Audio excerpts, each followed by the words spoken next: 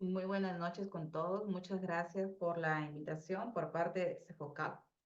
Y indudablemente esperamos que esta noche sea no solamente un aporte de mi persona respecto de la experiencia.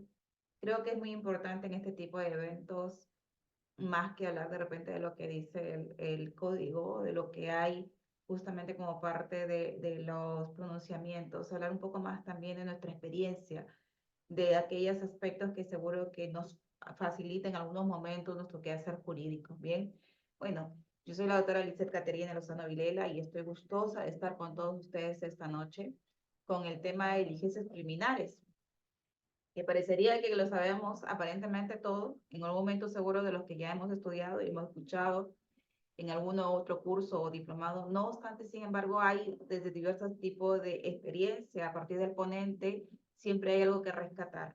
Y eso es lo que quiero esta noche, poder tener una participación a partir también de su experiencia que hayan tenido, interrogantes. Soy una de las personas que les leo en el chat. Si ustedes gustan, pueden ir haciendo sus preguntas. También hacemos más dinámica la clase. O si no, también pedir con la manito el micro para yo poderles darles la palabra y así a través también de las preguntas de los que diversamente intervienen, también se aprende. Bien, entonces, si me dan el permiso para poder proyectar las diapositivas, sería Claro, exacto. doctora, ya tiene los permisos Gracias. otorgados.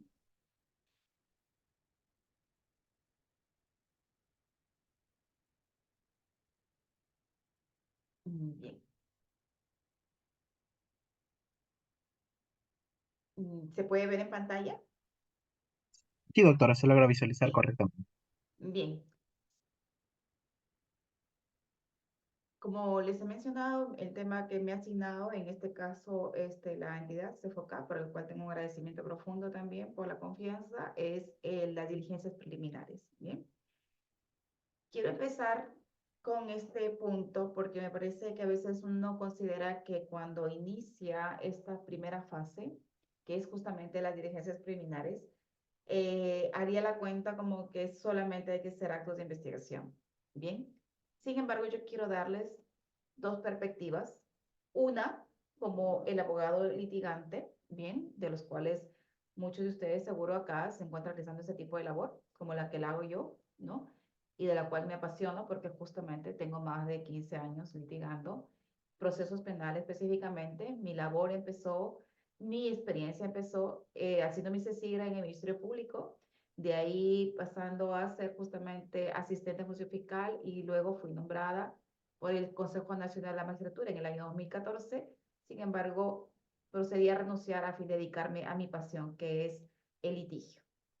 Bien, entonces desde esta perspectiva les puedo hablar muchas cosas, seguro, del Ministerio Público y desde esa opción también, a lo cual en su momento esa entidad me albergó y por lo cual le tengo muchos recuerdos muy bonitos de cuáles fiscales me acompañaron seguro en esa labor de mentoría que cada uno de nosotros a labor, al paso de la experiencia tiene seguro, ¿no? Ningún aspecto, ninguna parte procesal es más importante que la otra en este juego de roles que existe justamente dentro del proceso penal.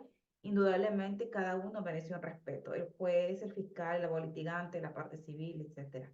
Por eso es que creo que a partir de la vigencia de este Código Procesal Penal, de la cual por mi labor que desempeñaba en Trujillo, ¿no? Fue el segundo distrito judicial que inició justamente esta labor a partir del año 2007, de la cual yo me encontraba trabajando en ese entonces en el Ministerio Público.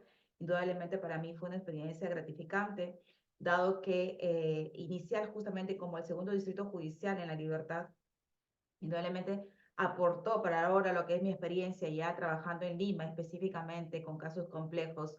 Para mí ha sido todo una parte de experiencia totalmente nutritiva, porque indudablemente hicimos cosas buenas en el sentido de adecuadamente realizar justamente la actuación procesal, como también equivocaciones como parte del Ministerio Público. Pero de eso justamente se aprende, indudablemente nos permite no replicar. Pero también desde el lado ahora de la defensa, para mí es muy importante esa experiencia porque entiendo cómo es ahora la labor del Ministerio Público y dos, también entiendo cuáles las estrategias y cuál es el pensamiento de un fiscal al haber trabajado mucho tiempo en el Ministerio Público.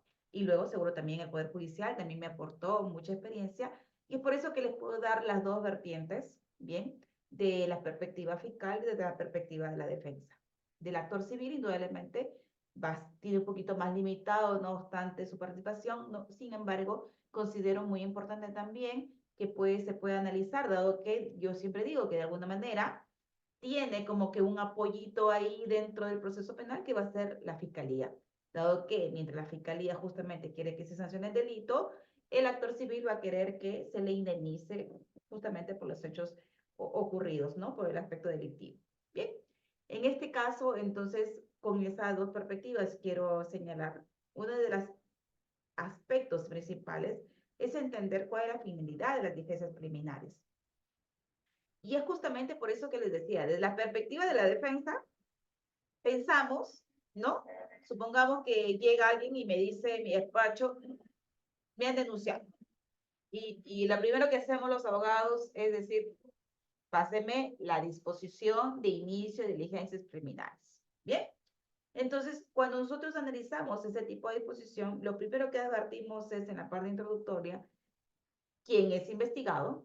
Sin embargo, en algunos tipos de disposiciones están la nomenclatura contra los que resultan responsables.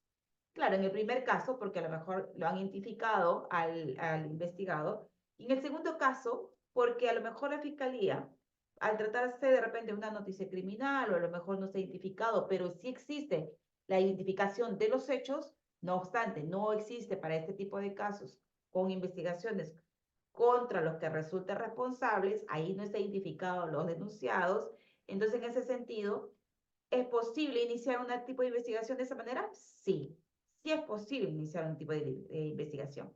Ahora, yo les voy a advertir, por ejemplo, mi experiencia, porque claro, yo solamente me dedico, en su gran mayoría, casi el 80% de casos que tengo dentro del estudio que llevo a cabo, solamente tengo en su gran mayoría litigo casos, por ejemplo, delitos de corrupción de funcionarios o delitos contra la administración pública, lavado de activos y crimen organizado.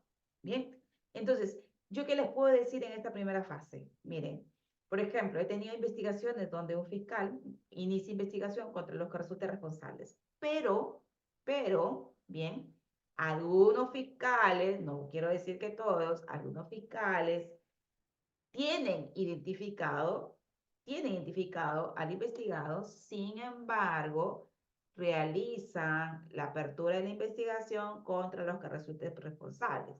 Y eso tiene una finalidad, claro, porque cuando se establece este tipo de investigación contra los que resulten responsables, indudablemente, nadie puede acceder a una carpeta fiscal. ¿Por qué? Porque nadie está identificado, nadie está concretamente denunciado, ¿no?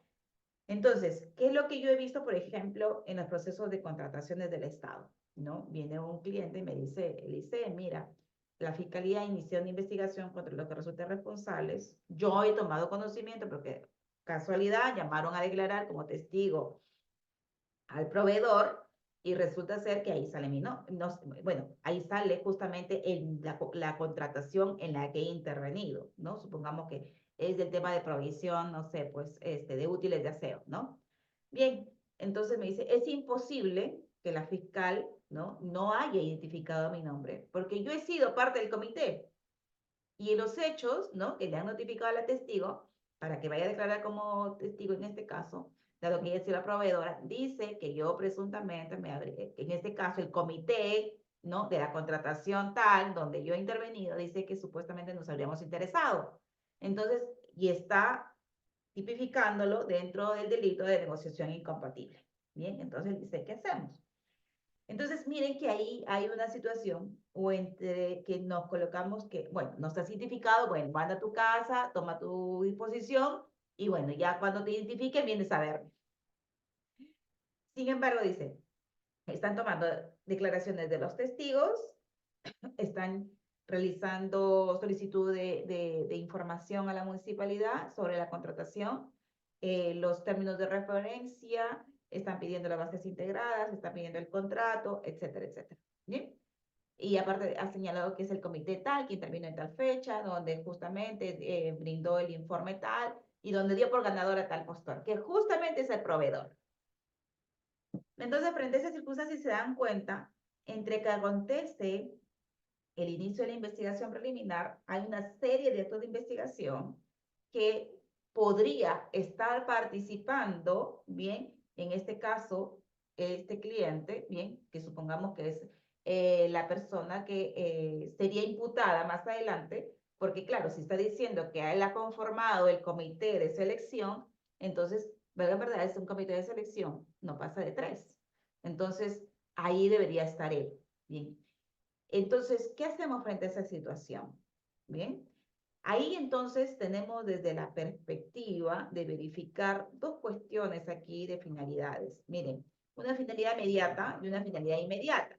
Bien, entonces yo, por ejemplo, tendría que analizar en principio. Un momento, por favor.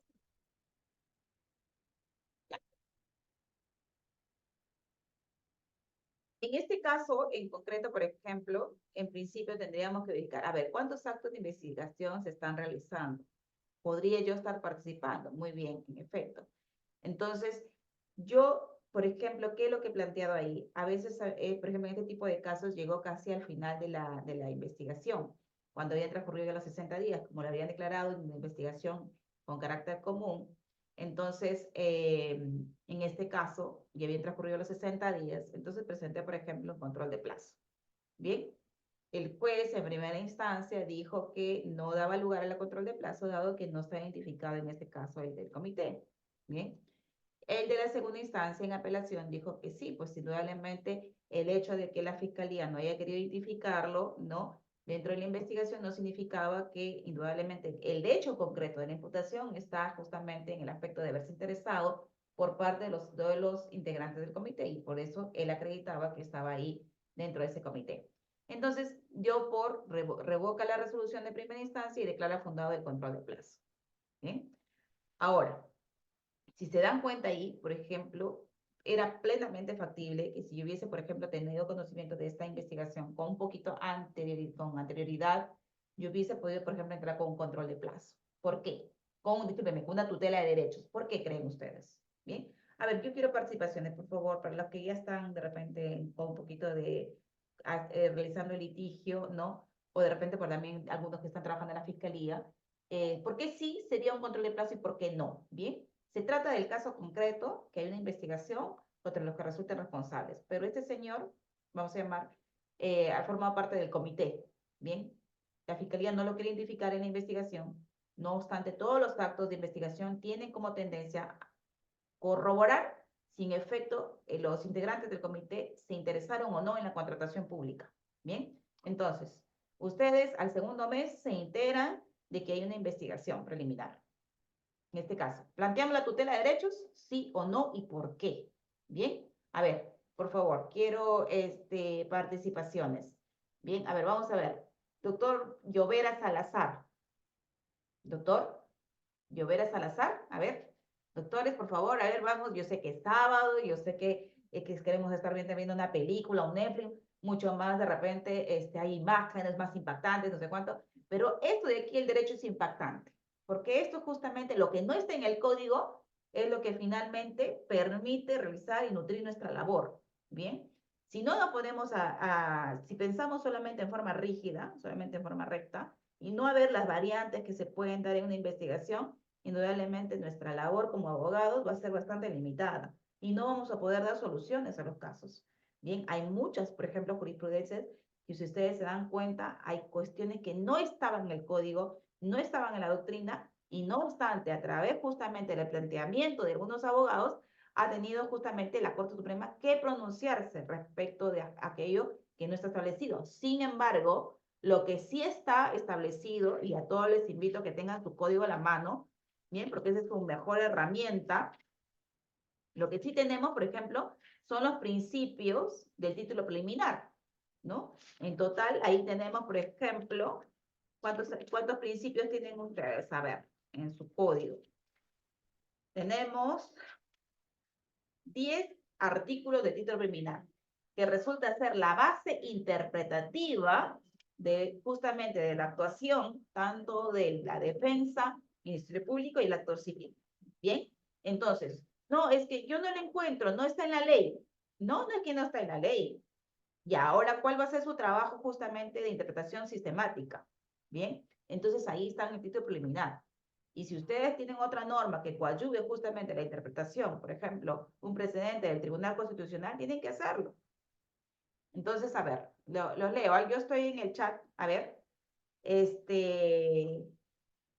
no quiere participar el doctor Franklin. A ver, vamos a ver. El doctor Luján Ibáñez, qué cargosa la doctora, cómo nos va a llamar a esta hora si yo estoy en mi camita, estoy viendo ahí justamente con mis palomitas, estoy escuchando a la doctora. Yo quiero escuchar, no quiero participar. Bien, doctores. A ver, continuamos a ver quién más quiere participar, doctores. A ver, ¿qué hacemos en este caso? ¿Mm? ¿Le planteamos tutela de derechos, sí o no? Esa sería la primera pregunta. Ya. Desde mi punto de vista, bien, la tutela de derechos del artículo 71 del Código Procesal Penal sí va. ¿Por qué? Porque en este caso hay una afectación del derecho de defensa. ¿Y en dónde, doctora, se está dando la afectación del derecho de defensa? A ver, el doctor Santa María Cariga, Luis Guillermo Santa María Cariga, creo que quiere participar. ¿Le pueden dar, por favor, el uso de la palabra al doctor Santa María? Está abierto el micrófono, por favor. A ver, administración, ¿me puede dar, me puede señalar? Claro que sí, doctora. Ahora mismo le estamos habilitando el micrófono. Gracias. A ver, doctor Guillermo.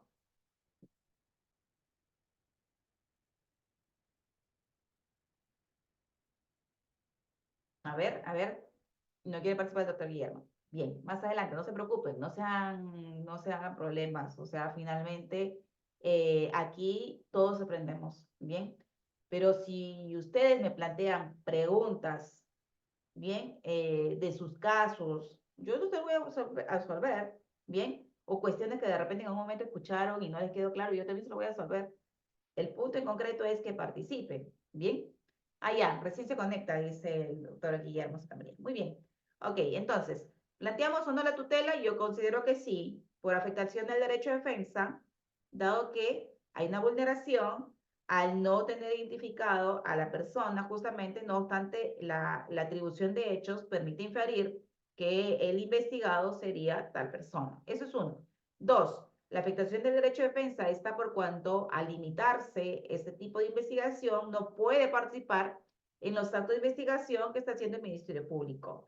Con lo cual, entonces, al no poder participar, no puede hacer observaciones, ¿bien? No puede justamente realizar, poder también interrogar, por ejemplo, los testigos que están llamando para indudablemente poder plantear también algunas preguntas que correspondan para el esclarecimiento de los hechos.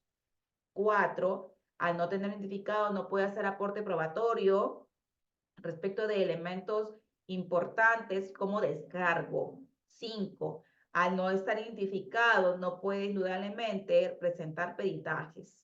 Bien, estos peritajes que también resultan importantes, dado que en muchas investigaciones, desde el inicio de la investigación preliminar, se realizan peritajes. Entonces, si yo me voy a quedar ahí solamente viendo cómo despliega su investigación el Ministerio Público, entonces yo tendré una defensa pasiva. Y eso es lo que no se quiere, indudablemente. No sé que su estrategia de repente vaya por ese sentido. Pero yo no he visto un resultado adecuado cuando había una defensa pasiva. ¿Bien? Y cuando a mí me dicen, no, no muevas nada porque ahí está, la investigación está tranquila, discúlpame. Está tranquila por ahora. Mientras tú estés sin investigación preliminar, investigación preparatoria, todo puede pasar. Un proceso común puede ser un complejo. De un complejo te pueden llevar a un crimen organizado. ¿Bien? De un tipo de imputación, de un solo tipo de imputación. Te pueden ampliar 2 o 3 hechos. Sí, claro que sí. Estamos durante la investigación preliminar o preparatoria. ¿Bien? Entonces no me vengan a decir que no hay que dejarlo ahí tranquilo. ¿Bien? No es que no plantees una excepción ni procedencia de acción, porque ahí está bien. No vaya a ser que la fiscal se vaya a molestar. No importa. Yo no estoy para darle gustos a la fiscalía. Yo estoy para hacer mi trabajo. Y si en mi trabajo yo identifico, por ejemplo, que el hecho denunciado no constituye delito, como ustedes ven en el cuadro que le estoy mostrando, entonces yo podría plantear una excepción de improcedencia de acción a nivel de diligencias preliminares, sí o no, doctores. Bien, yo podría plantear la excepción. He identificado que el hecho no es delito, pero yo puedo plantear una excepción de improcedencia de acción justamente dentro de la investigación preliminar, ¿sí o no? No, doctores. No, no puedo plantear una excepción de improcedencia de acción, por más que yo vea que los hechos que le están denunciando a mi cliente no es delito. ¿Por qué? Porque una de las cuestiones, justamente de forma, significa que yo pueda plantear la excepción y procedencia de acción una vez formalizado la investigación. ¿Bien?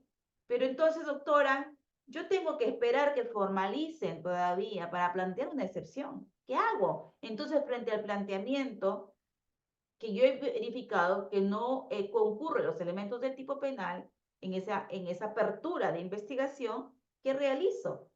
Bien, particularmente, por ejemplo, ¿yo qué hago? Si por OB veo, por ejemplo, que está prescrita la investigación, si veo, ese es el primer tamiz, doctores, para un abogado que litiga, el primer tamiz que tiene que verificar es todo esto. Primero, el hecho de denunciar constituye delito, es justiciable penalmente, presenta causas de extinción de la acción penal, en este caso, se ha satisfecho las condiciones de procedibilidad y a la vez también, miren, si bien es cierto, es todo lo que tiene que ver el abogado, no obstante, para la fiscalía resulta ser una exigencia también para poder iniciar la investigación. Bien, algunos dicen, no, pero eso serían las exigencias para poder formalizar. Yo me pregunto, ¿y qué hace aperturando el Ministerio Público, gastando recursos logísticos, cuando el delito está prescrito? Si prescribió, prescribió. O sea, ahí es un tema de responsabilidad acaso de la fiscalía. No, no. Porque miren, la forma como se inicia a veces la investigación, que lo vamos a ver más adelante.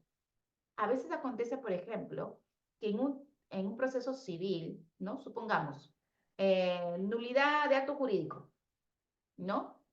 Acontece que en el transcurso de la parte probatoria, a lo mejor el juez identifica que un documento ha sido falsificado. Supongamos el contrato donde se ha simulado una compraventa. Bien, entonces este contrato de compraventa resulta ser que al final determinan que fue falsificado. Bien, entonces, en ese caso, el juez civil se va a quedar cruzado de manos. Se advierte, por ejemplo, que del peritaje grafotécnico que una de las partes ha aportado resulta ser que ese documento es falso. O sea, se queda cruzado de manos o es que saca copias de ese proceso y lo remite a la mesa de partes del Ministerio Público. Por supuesto que tiene que remitir a la mesa de partes del Ministerio Público para que inicie la investigación, justamente. Bien, entonces es el primer momento de la noticia criminal. Entonces, pero supongamos que ese, como siempre dura, por ejemplo, que como su gran mayoría dura los procesos penales, los procesos civiles en el Perú, por los cuales yo le temo a los procesos civiles. O sea, yo cuando viene el proceso civil, no sé, digo, ahí nomás, ¿no? Yo soy abogada procesalista, yo me he especializado en proceso penal, yo tengo una maestría en Estados Unidos en litigación oral. Eso es lo que me gusta. Yo a los civiles ahí, y es contradictorio porque las mejores notas que yo tenía en la universidad era de civil, derecho civil, ¿no? Miren cómo me da la vuelta prácticamente la vida y cuando llego a hacer el CECIGRE en el Ministerio Público, casualidad, Dios me alumbró y digo que es ahora lo que me he quedado y es lo que me gusta y es lo que me he especializado, penalista y procesalista. Ahí, solamente, y ahí me muevo. Y mira, de toda esa rama del proceso, de toda esa rama del penal, solamente me he evocado a un punto nada más: delitos contra la administración pública. Miren, o sea, no hay que ser todistas tampoco, ¿no? Depende, pues cuando uno recién a veces inicia, ¿no? En su emprendimiento, porque hay que decir, pues los abogados somos emprendedores, ¿no? Y claro, si en la universidad no hemos sido preparados para hacer ventas, hacer cobro, en este caso, por ejemplo, desarrollando el tema empresarial, dado que pues brindamos un servicio, no obstante, toda esa parte, por ejemplo, es bastante interesante porque a veces consideramos que, ay, tengo que llevar de todo. Depende. Si estás iniciando, vas a tener que llevar de todo, pero vamos, hay que irse especializando en una parte, porque el derecho de por sí es amplio. Imaginemos que ya de por sí, por ejemplo, ¿no? Revisando y acá haciendo un poco las diapositivas, hay un montón de información. Entonces, solamente en temas de diligencias preliminares, bien, solamente en diligencias preliminares. Imaginemos ya ahí todo el derecho, ¿no? Eso no implica que no pongamos, por ejemplo, la capacitación a nivel constitucional, a nivel de proceso penal y todo ello, ¿no? Entonces, ahí quiero orientarles, ¿no? Porque esa es la parte complicada, que a veces uno no sabe por dónde ir. Bien, y entonces espero que esta clase no solamente sea para hablar del proceso penal, sino hablar también un poco de la experiencia personal. Bien, entonces ahí les voy a ir dando algunas pautas, seguro los aciertos y errores, por ejemplo, que hay dentro del ejercicio profesional, pero creo que a estas alturas, cuando uno ya tiene varios años dentro de esta rama de derecho, dentro del ejercicio profesional, creo que también debe ser dar su grano de arena también a los colegas y decir, oye, finalmente, en este tema del ejercicio profesional, nada está dicho. Y como nada está dicho, pues hay que atreverse un día también a hacer sus propias ponencias y a darlas, doctores, aunque sea con un celular. Porque acá no es que el ponente sabe más, no, el exponente tiene un poquito más de experiencia, que es totalmente distinto. Un poquito más de experiencia, pero que hay mucho por estudiar y hay mucho por ganar, por supuesto. ¿Bien? Entonces, diligencias preliminares. Ahora, vamos a ver, el Ministerio Público. Supongamos que ha verificado que los hechos constituyen delito, que no ha prescrito, entonces ahora va a la segunda fase, que tiene que ver con aspectos de asegurar los elementos materiales de su comisión. Supongamos que ha habido en este aspecto, y aquí en esta finalidad de asegurar los elementos de su comisión, recuerden que tiene el apoyo de la policía. Bien, y es por eso que en este caso se determina que el Ministerio Público es el director de investigación y su apoyo es la policía. Que ahí vienen los dimes y diretes de que quién es que la policía no apoye, que se apoye. El tema en concreto es que la policía le compete emitir su informe. Bien, antes era el atestado, donde justamente señalaba todas las categorías, bien, lo que se le ocurría, colocaba ahí a veces el tipo penal, a veces, claro, la chuntaba, pero otras también estaban fuera de contexto, dado que indudablemente no hay una formación jurídica, bien, entonces era entendible.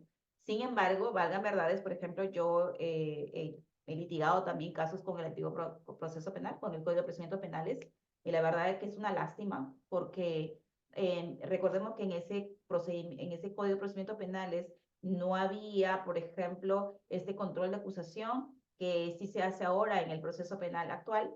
Y en ese control de acusación, entonces, ahora en este control de acusación tiene que pasar dos etapas, la formal y la sustancial, con lo cual entonces hay más chance también para como que todo este bloque, ¿no? De imputación de repente se vaya como que ordenando un poco mejor. Y dos, el aspecto probatorio también de que no cualquier cosa ingrese a juicio oral, sino todo aquello que es útil, pertinente y conducente. ¿Bien? Y me quedo con lo útil, pertinente y conducente. ¿Por qué? Porque yo no puedo hablar de actos de investigación si no veo hacia dónde me proyecto. Es como lo que uno también se proyecta. Metas a corto, mediano y largo plazo. ¿Bien?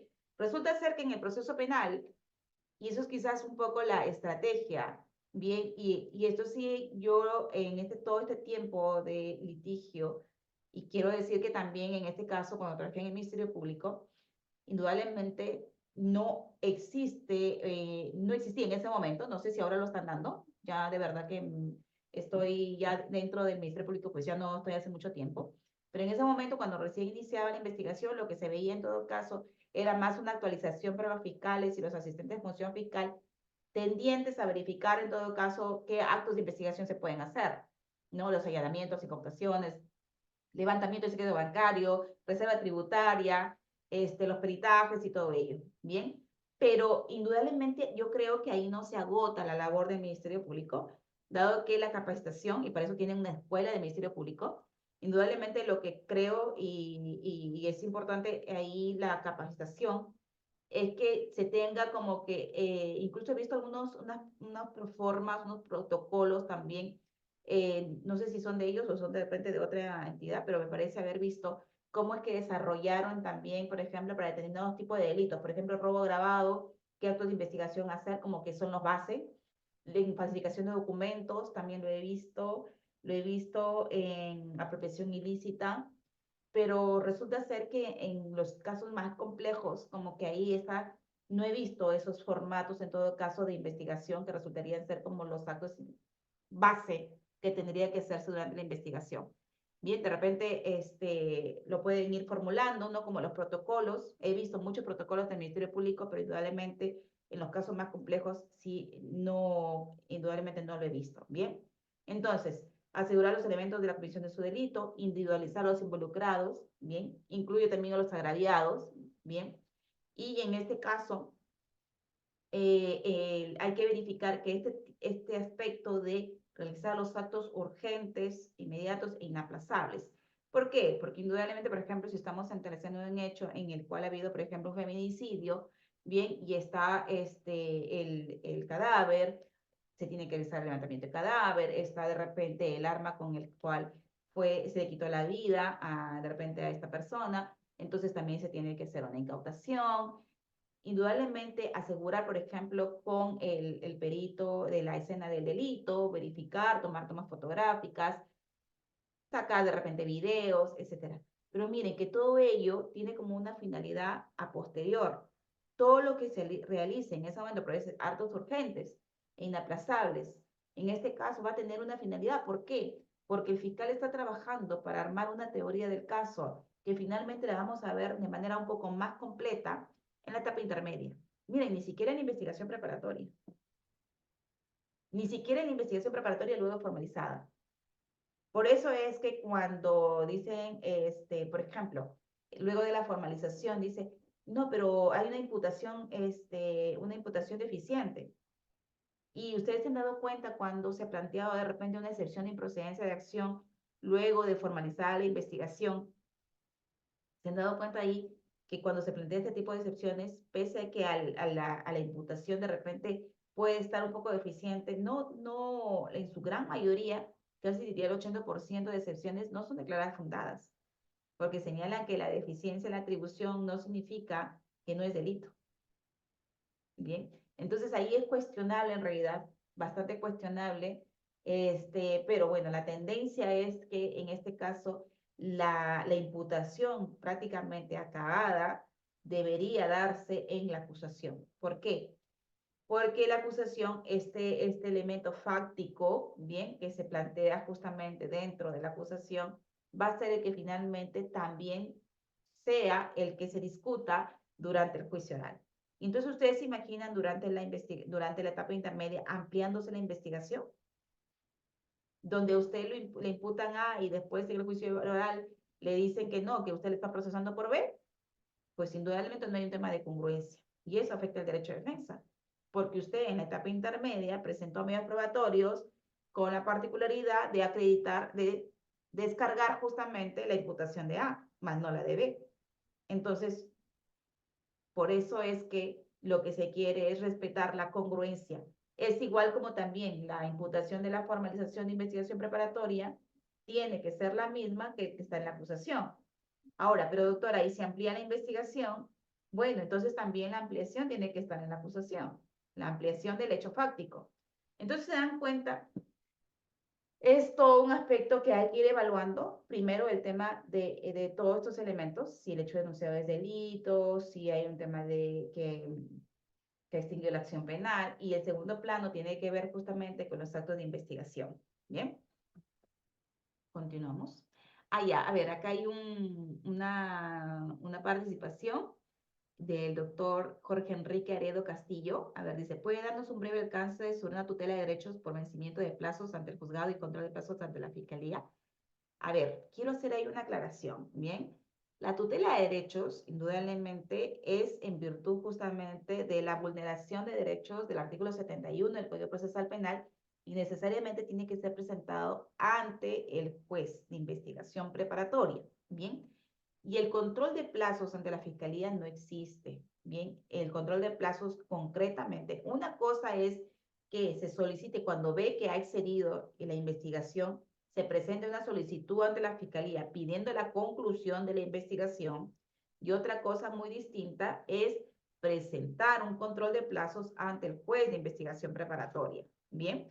Y esto acontece porque justamente el juez de investigación preparatoria es el que es prácticamente el garante de la investigación. En otras palabras, si bien es cierto, en estas dos primeras fases, que es las diligencias preliminares y luego de formalizar la investigación propiamente dicha, como señalan, en este caso es el juez de garantías el que tiene que estar, si bien es cierto, es un órgano imparcial que no realiza actos de investigación como sí lo hacía antes el juez del procedimientos penales. No obstante, en este caso, es este juez, cuando se le presenta el control de plazo, es donde justamente tiene que resolver a través de una audiencia. Bien, entonces por eso es que ahí quiero aclarar que el control de plazos, bien, no es presentado ante el fiscal. Lo que se plantea en este caso es justamente la solicitud de conclusión de la investigación. Bien, si es que tienen de repente ahí un ratito, por favor. Ya, miren, el artículo 334, ¿ya? Para todos los que tienen su código para poder aclarar este punto, que sí me parece bastante interesante, ¿bien? Y también hay que ahí aclarar, ¿bien? Entonces, en el artículo 334, inciso 2, dice, el plazo de las diligencias preliminares, conforme al artículo 3, es de 60 días. Bueno, ya más adelante vamos a ver cómo también esto ha sido ampliado justamente con el tema de la jurisprudencia, salvo que se produzca la detención de una persona. No obstante ello, el fiscal podrá fijar un plazo distinto según las características de complejidad y circunstancias del hecho objeto de investigación. Ahora, ahí viene el punto seguido, dice, quien se considere afectado por la excesiva duración de las diligencias preliminares. Es decir, supongamos, es un proceso común y me han colocado 60 días, pero ya vamos en 120 días.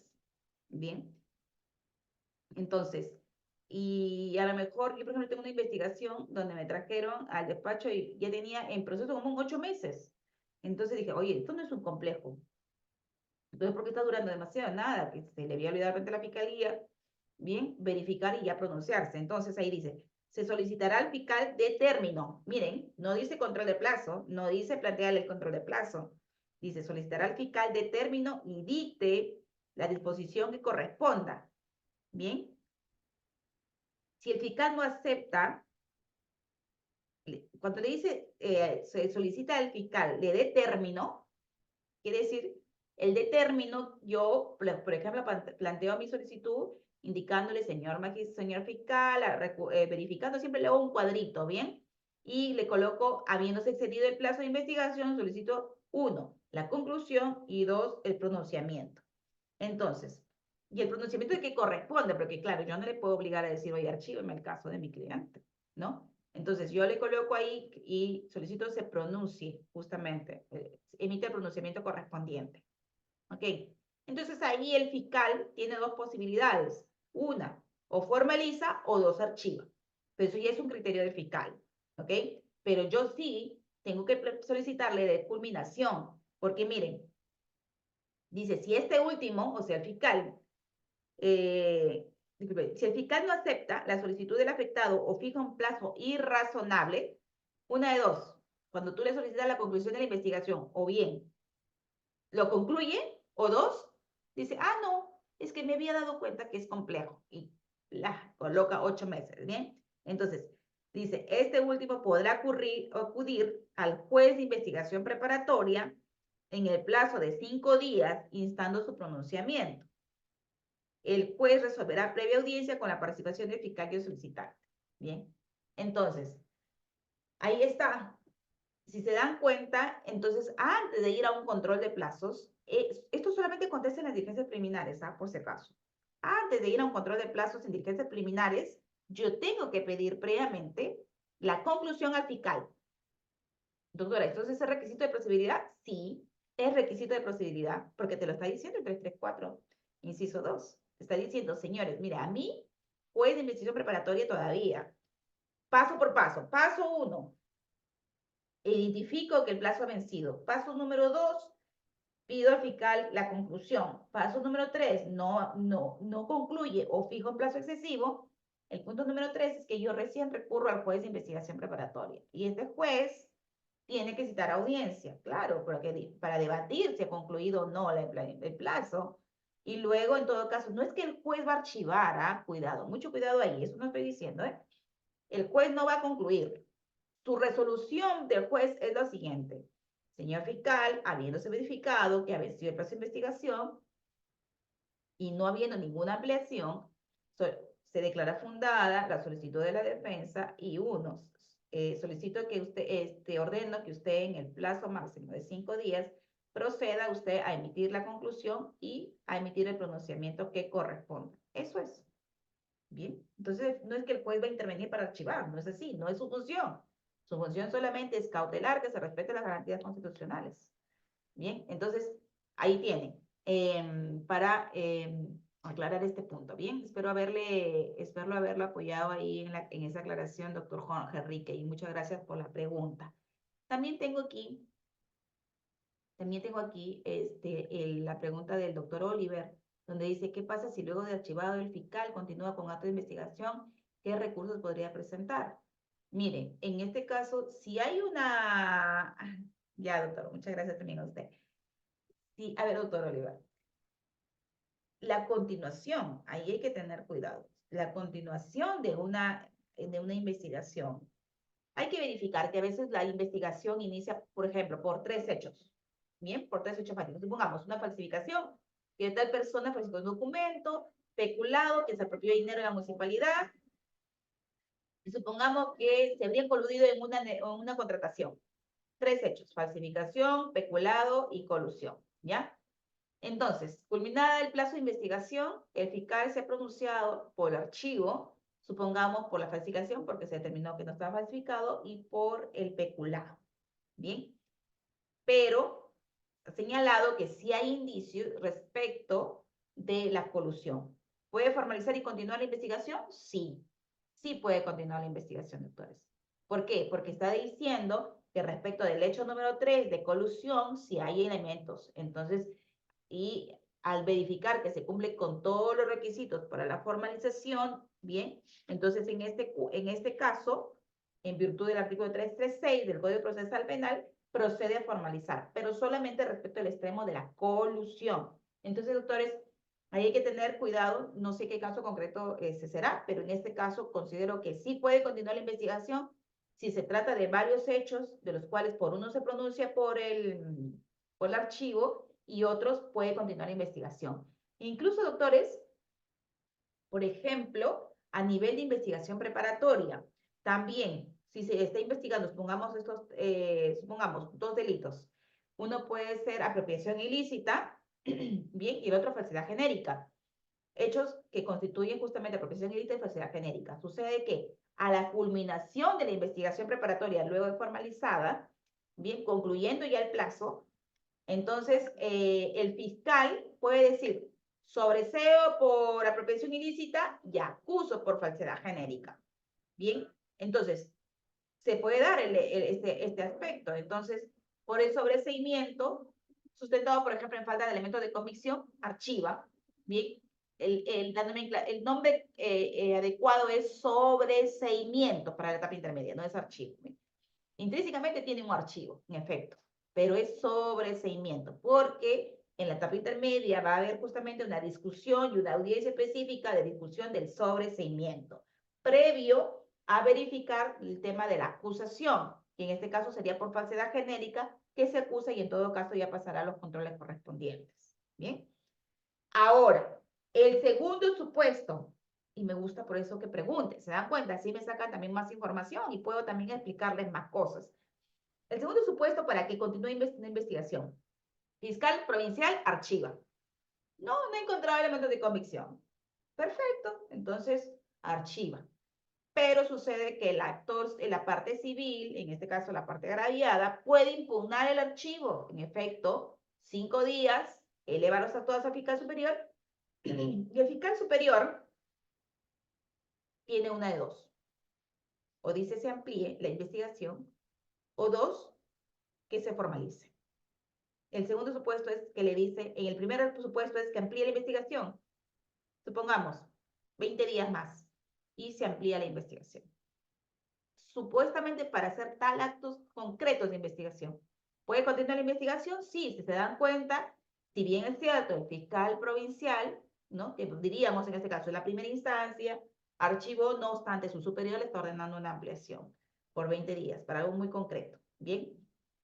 Y luego de ahí tiene que volverse a pronunciar. Entonces, si se dan cuenta, en estos casos, sí se puede continuar la investigación. Ahora, supongamos el único supuesto investigado, en este caso, omisión ante ese familiar. archiva, nadie impugna. Díganme ustedes en qué se sustenta la continuación de la investigación. Entonces ahí no se puede dar el caso. Un único hecho, un único delito atribuido, archivado, que nadie impugna, queda consentido, ya no puede haber investigación. Bien, entonces, al no ser que de repente, supongamos, el fiscal a la culminación justamente de la investigación, casi al culminar la investigación en omisión celeste familiar, a lo mejor estaba pronunciándose respecto a los actuados de una liquidación que le había mandado al juzgado de civil, y al último de repente también recibe los actuados a lo mejor de otra liquidación ampliatoria.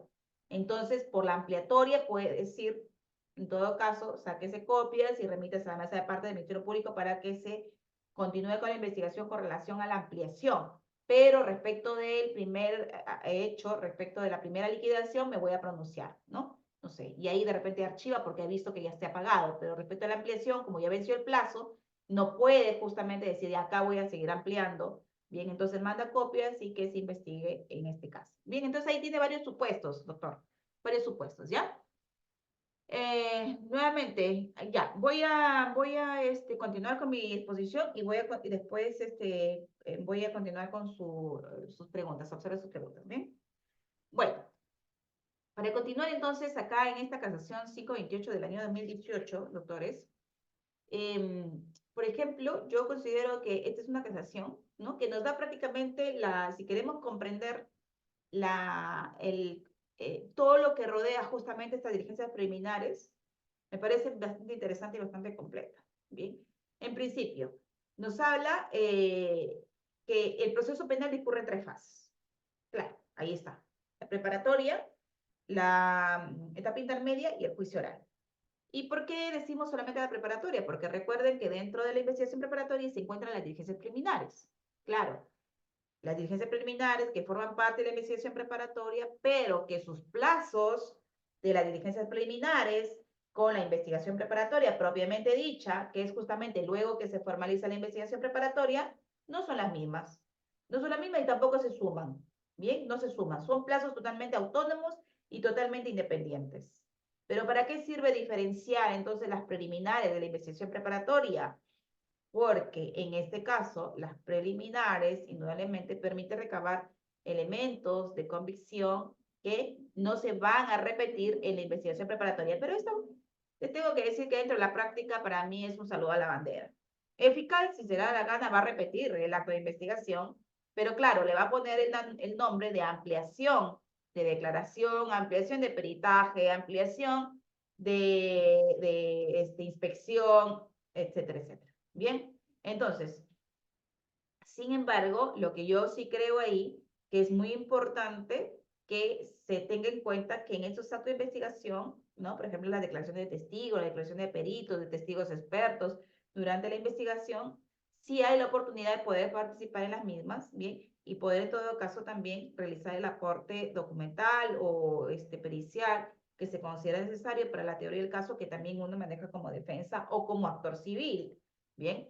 Y por parte del Ministerio Público existe la obligación de notificarlos justamente para la participación en aquellos actos de investigación que resulta justamente necesaria su participación. Por ejemplo, he visto declaraciones testimoniales, ¿bien? Donde no hace mucho un fiscal notifica una disposición y dice, si quiere, señala 4 actos de investigación, 4 testimoniales y 4 indagatorias, ¿bien? En las testimoniales, en este caso, en la parte de testimoniales señala, si es que la defensa quiere participar, presente un escrito pidiendo que, para poder brindar el link. Discúlpeme, pero esto ya no sería necesario. ¿No? Ahora con esta nueva casilla que va a haber, ¿no? Y saludo en realidad, ¿no? Esta regulación que va a haber respecto de la casilla fiscal, porque valgan verdades, era todo un desorden, mientras ya estábamos ordenados casi en el Poder Judicial, porque hay una casilla y ya sabemos a dónde nos llega, ya no hay del domicilio presencial, donde a veces llegaban, no llegaban, lo recibían, no lo recibían. Creo que se ha facilitado, ¿no? a partir justamente también de todo este tema de digitalización e informatización, se ha facilitado para nosotros los abogados, no solamente a nivel de poder llevar un orden de nuestros actos, justamente donde vamos a participar de diligencias, sino también era necesario para el Ministerio Público, porque el Ministerio Público bien te pedía todavía la casilla del Colegio de Abogados, la presencial, que pagan verdades ahora creo que ya se va a quedar sin, sin ingresos, ¿no? Respecto de los abogados que contratábamos casilla, ¿no? Y que cuando no pagaban no te daban cuenta de las notificaciones. Entonces ahí creo que va a haber un desmedro en los ingresos, ¿no? Para los colegios de abogados. El segundo punto es que con la casilla digital indudablemente se lleva un orden. Tres, existe la certeza de que ha ingresado la notificación. Cuatro, también permite la contabilización de plazos adecuados. Y cinco, para mi criterio, ¿no? En este caso, el Ministerio Público resultaría ser que no habría forma de cómo los malos abogados quieran refutar algún aspecto de que hay una falta de notificación. Johnny, le dan el uso de la palabra, por favor, a Johnny. Muchas gracias por sus participaciones. Me parece muy, muy interesante, de verdad, que participe, ¿no? Y esta clase la hacemos todos, doctores. La hacemos todos. Bien. Doctora Lisset, ¿Cómo está, doctor? ¿Qué doctora tal? Lisset, Buenas noches. Caterina Lozano Vilera. Buenas noches. ¿Cómo está, doctor? Buenas Dígame, noches. ¿cuál es su pregunta? Doctora, si bien es cierto, doctora, cuando la noticia crímenes entra a mesa de parte de la fiscalía, doctora, cuando el fiscal hace la calificación jurídica para estos delitos, uno que es de persecución pública y el otro de persecución privada. Y la persecución pública lo hace el fiscal, ¿no? Y la persecución privada, los delitos, doctora, como el delito contra el honor, ¿para dónde van? ¿Para qué? ¿Para qué? Ese delitos, ¿quién le corresponde? Ujú. Ya, excelente, doctor. Muchas gracias. Bien, todo lo que tiene que ver con delitos justamente contra el honor, como por ejemplo en este caso son las querellas, tiene que haber el juez penal, doctor. Bien, entonces ahí no lo va a investigar el fiscal. Bien, entonces esa es la respuesta. Bien, continuamos. Muchas gracias, doctor, por su pregunta. Bien, entonces, esta casación 528-2018 dice que la primera etapa procesal de investigación preparatoria, y en esta se encuentra inmersa la preliminar, se fundamenta en la necesidad de una consolidación o descarte de una atribución penal, dice. Pues la noticia criminal en la mayoría de casos requiere de la realización de actuaciones investigativas no jurisdiccionales. Por eso, miren, ahí claramente no intervención del juez para realizar los actos de investigación. Y eso tiene que darse claro. Doctora, pero a ver, yo en las últimas noticias, ¿no?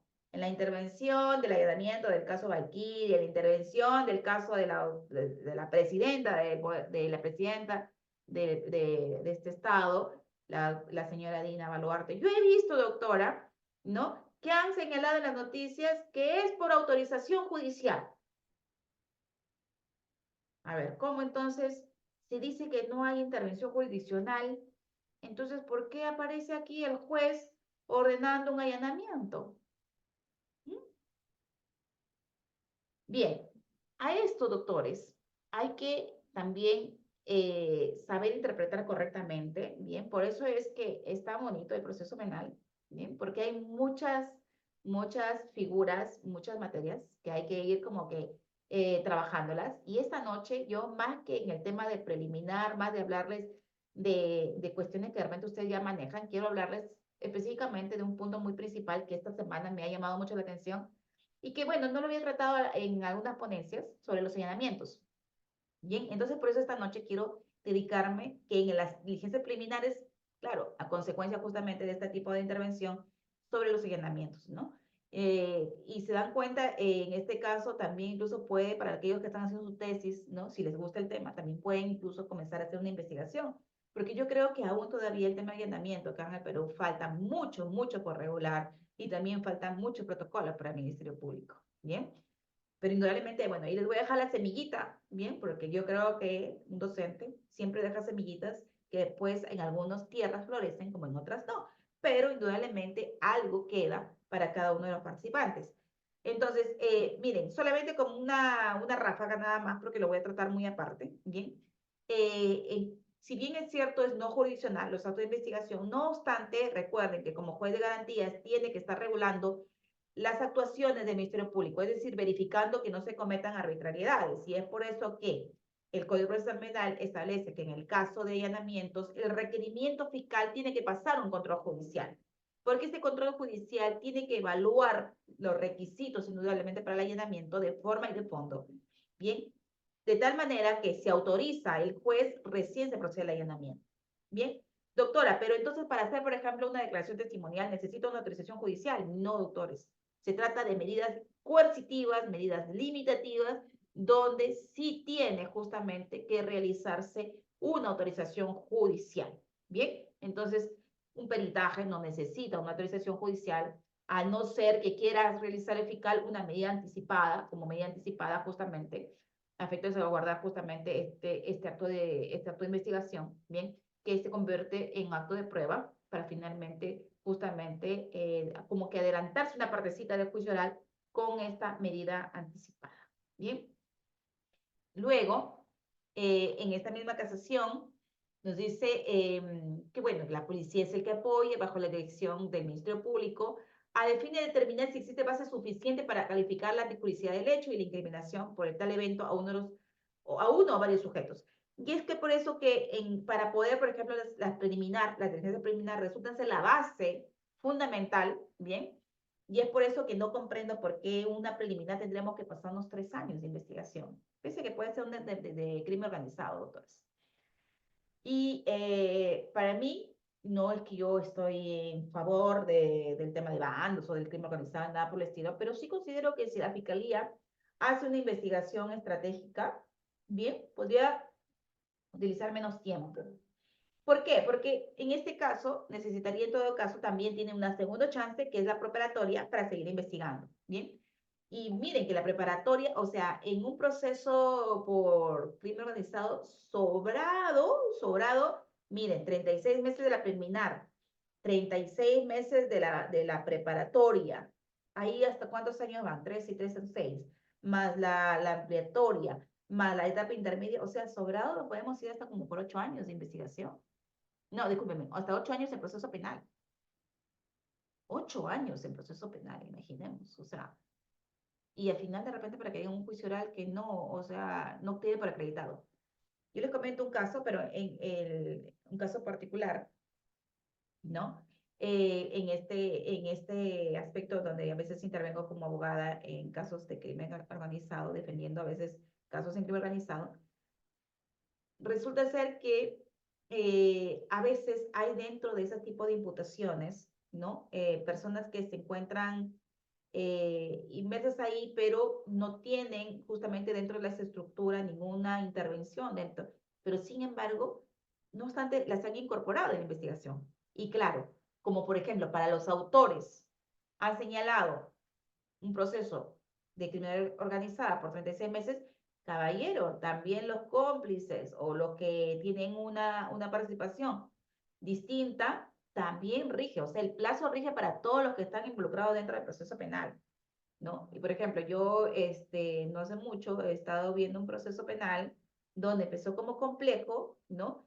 Y ahora supuestamente, cuando indican que supuestamente están vinculados a una organización criminal, no dice que es crimen organizado, sino que están vinculados. Y por eso es 36 meses. O sea, ¿cómo es? ¿Es crimen organizado o no es crimen organizado? Que estén vinculados, está bien, pueden estar vinculados. Pero no es crimen organizado, así que tú no tienes por qué señalarme 36 meses. Vinculación, yo puedo decir vinculación, sí, porque llamó, hizo una llamada telefónica, porque a lo mejor participó en un determinado aspecto, pero dime si es crimen organizado o no es crimen organizado.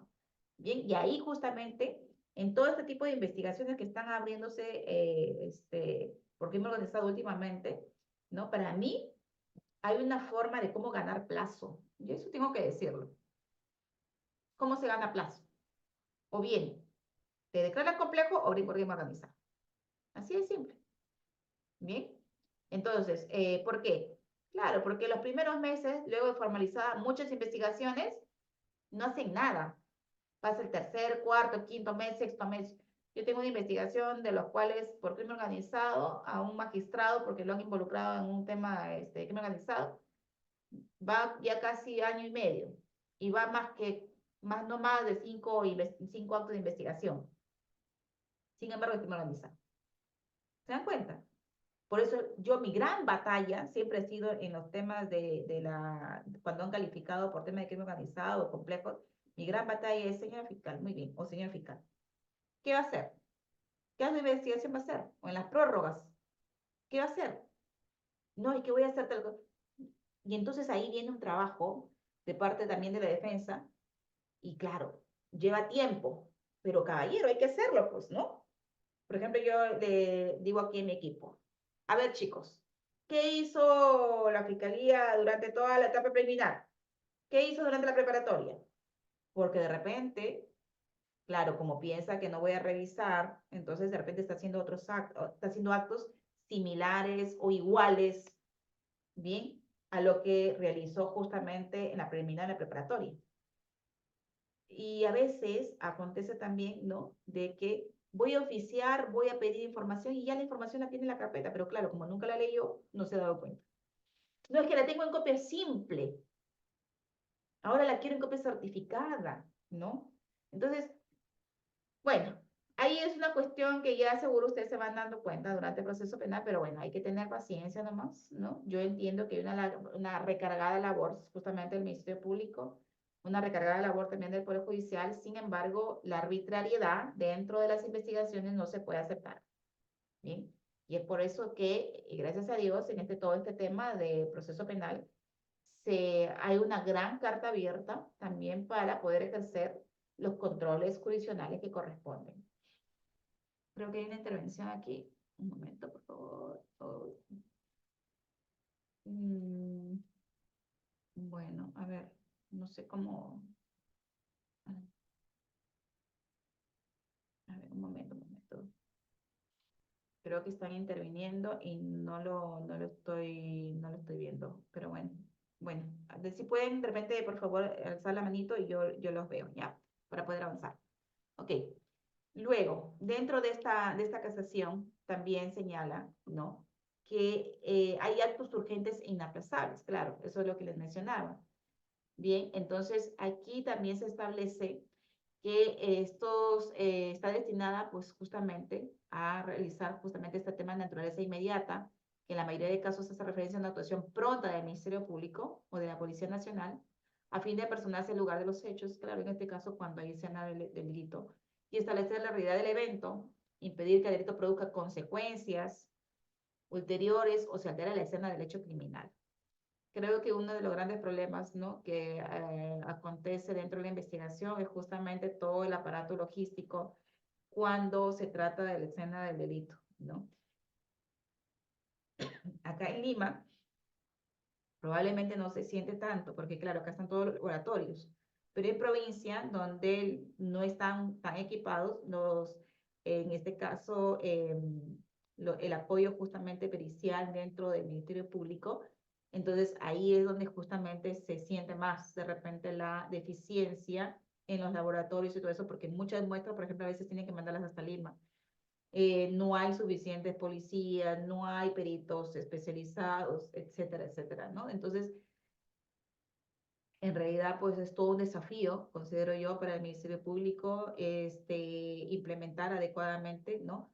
Todo lo que corresponde a los equipos de investigación adecuados dentro de las escenas del delito, ¿no? Que permitan justamente realizar una labor eficiente y con aras, indudablemente, de asegurar los elementos del delito a fin de poderlos en su momento presentar como parte de la prueba de cargo que le corresponde indudablemente y como garantía constitucional, le corresponde probar al Ministerio Público. Bien, la defensa, y eso siempre lo digo, la defensa tiene la obligación de probar siempre y cuando presente una teoría afirmativa ante un hecho justamente atribuido. Y digo defensa afirmativa cuando también tiene una propuesta o una teoría donde dice qué ha acontecido. Supongamos que señala, por ejemplo, la teoría del caso, en este caso el hecho atribuido es que ha falsificado un documento y no obstante la defensa dice no hay ninguna falsificación y esto se demuestra con peritaje también alterno.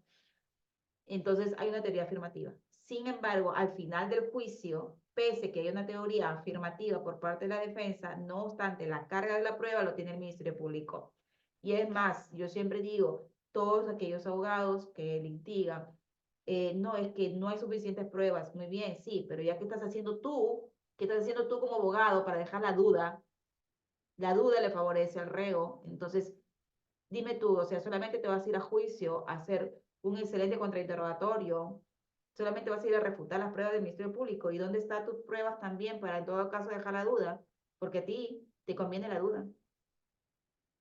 Claro, me juego varias cartas. Me juego la primera carta, que es que no hay elementos, no hay medios probatorios. Pero mi segunda carta, si por ahorita veo que en este caso está bastante fuerte la teoría del caso del Ministerio Público, es dejar la duda. Pero claro, yo no puedo dejar la duda si no presento teoría afirmativa.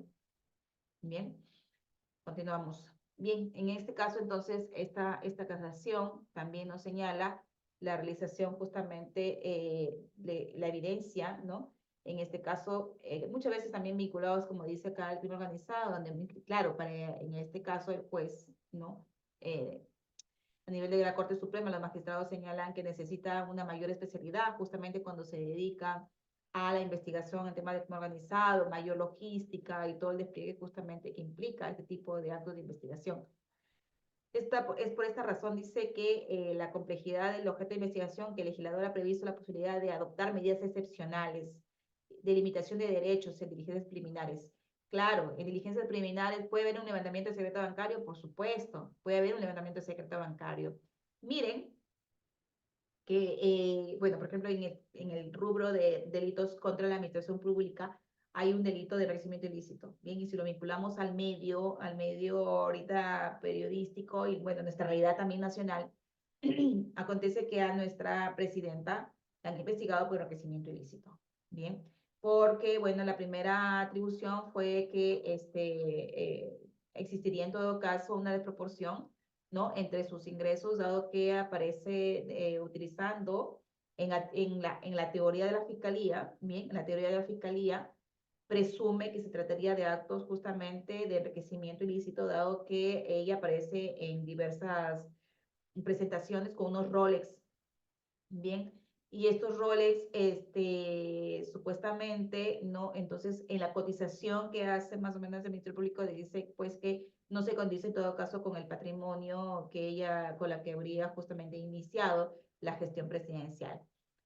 Bien, entonces en este caso, por ejemplo, yo también realizo, por ejemplo, ahora una defensa de un funcionario público y también lo denunciaron por enriquecimiento ilícito. Y sucede que en los delitos de enriquecimiento ilícito, los actos de investigación preliminar inician, miren, no con un fiscal provincial, sino inician con el fiscal de la nación. Y la fiscalía tiene un área de enriquecimiento ilícito, ¿bien? Y en esa área de enriquecimiento ilícito es la área especializada donde fiscales, el fiscal de la nación y fiscales supremos adjuntos también coadyuvan a la investigación, ¿bien? Y esa misma área de enriquecimiento ilícito tiene una área de peritajes, ¿bien? Donde verifican si hay o no un desbalance patrimonial. A ese peritaje justamente es la que le van a hacer también a la presidenta, claro, para determinar. Pero, no obstante, ¿cómo determinarían si hay desbalance o no hay desbalance patrimonial? Es que el fiscal de la nación no necesita autorización judicial para realizar el levantamiento del secreto bancario. Miren, o sea, el fiscal de la nación puede entrar a las cuentas y determinar indudablemente cuáles son los depósitos, cuáles son los ingresos, cuáles son los gastos en tarjetas de crédito, tarjetas de débito, transferencias, cheques, etcétera. Eso significa levantar el secreto bancario. Claro, siempre está teniendo en cuenta cuál es el periodo de imputación, porque no se trata que te van a levantar el secreto bancario de toda tu vida, ¿no? Sino depende del periodo de imputación. Por ejemplo, a mi cliente le investigan por 7 años, supuestamente en la función pública. Entonces, tiene un periodo 2000, por ejemplo, 2010, 2000 a 2007, ¿bien? Entonces, ese es el periodo de investigación y ese es el periodo por el cual levantan el sector bancario. Luego, también, ¿qué puede hacer el fiscal de la nación este tipo de enriquecimiento ilícito? La reserva tributaria. También, todo lo que has declarado a la SUNAT como rentas de primera, segunda, tercera, cuarta y quinta categoría, ¿bien? Entonces, todo lo que has declarado a la SUNAT, todo eso justamente le pide información a la SUNAT y todo eso es lo que manda la SUNAT. ¿Qué más puede hacer? Levantamiento de la reserva tributaria, reserva bancaria, puede pedir información justamente a las cooperativas, puede pedir información a las notarías, puede pedir información a las casas, por ejemplo, en este caso a la casa Banchero, etcétera. Entonces, miren esa facultad de que no necesita una autorización judicial, pero ojo, se trata de los delitos de enriquecimiento ilícito, no necesita justamente recurrir a una orden judicial. Pero una vez que el fiscal de la nación termina con las diligencias preliminares, sucede que lo remite al fiscal provincial, ¿no? Donde le dice si, en este caso, va a proceder o no una formalización. Y el fiscal provincial formaliza la investigación.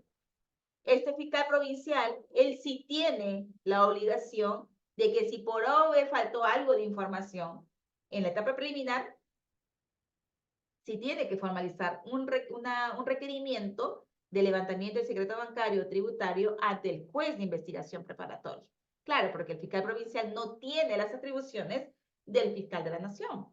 Bien, y es por eso que la regulación de este tipo de medidas limitativas, indudablemente, tienen que hacerse de acuerdo a la ley, porque recuerden que todas las medidas limitativas tienen como principio fundamental el principio de legalidad. Y por principio de legalidad quiere decir entonces que el fiscal y el juez debe cumplir con las exigencias que establece justamente el Código Procesal Penal.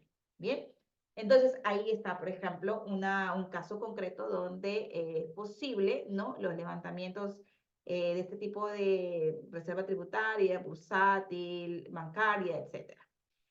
Ahora, dice, una real comprensión del significado de actos urgentes e inaplazables, ¿no? Se da con la observancia conjunta de la finalidad inmediata de las diligencias.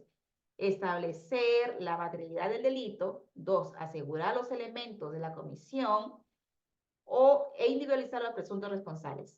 ¿Y por qué es importante en estas diligencias preliminares determinar a los presuntos responsables, doctores? Porque no es menos la obligación que el 336 del Código Procesal Penal para poder formalizar, es decir, que el fiscal no trabaja para nada en la de preliminar, trabaja para algo, para un objetivo, para ver si formaliza o no, bien, o si archiva o no.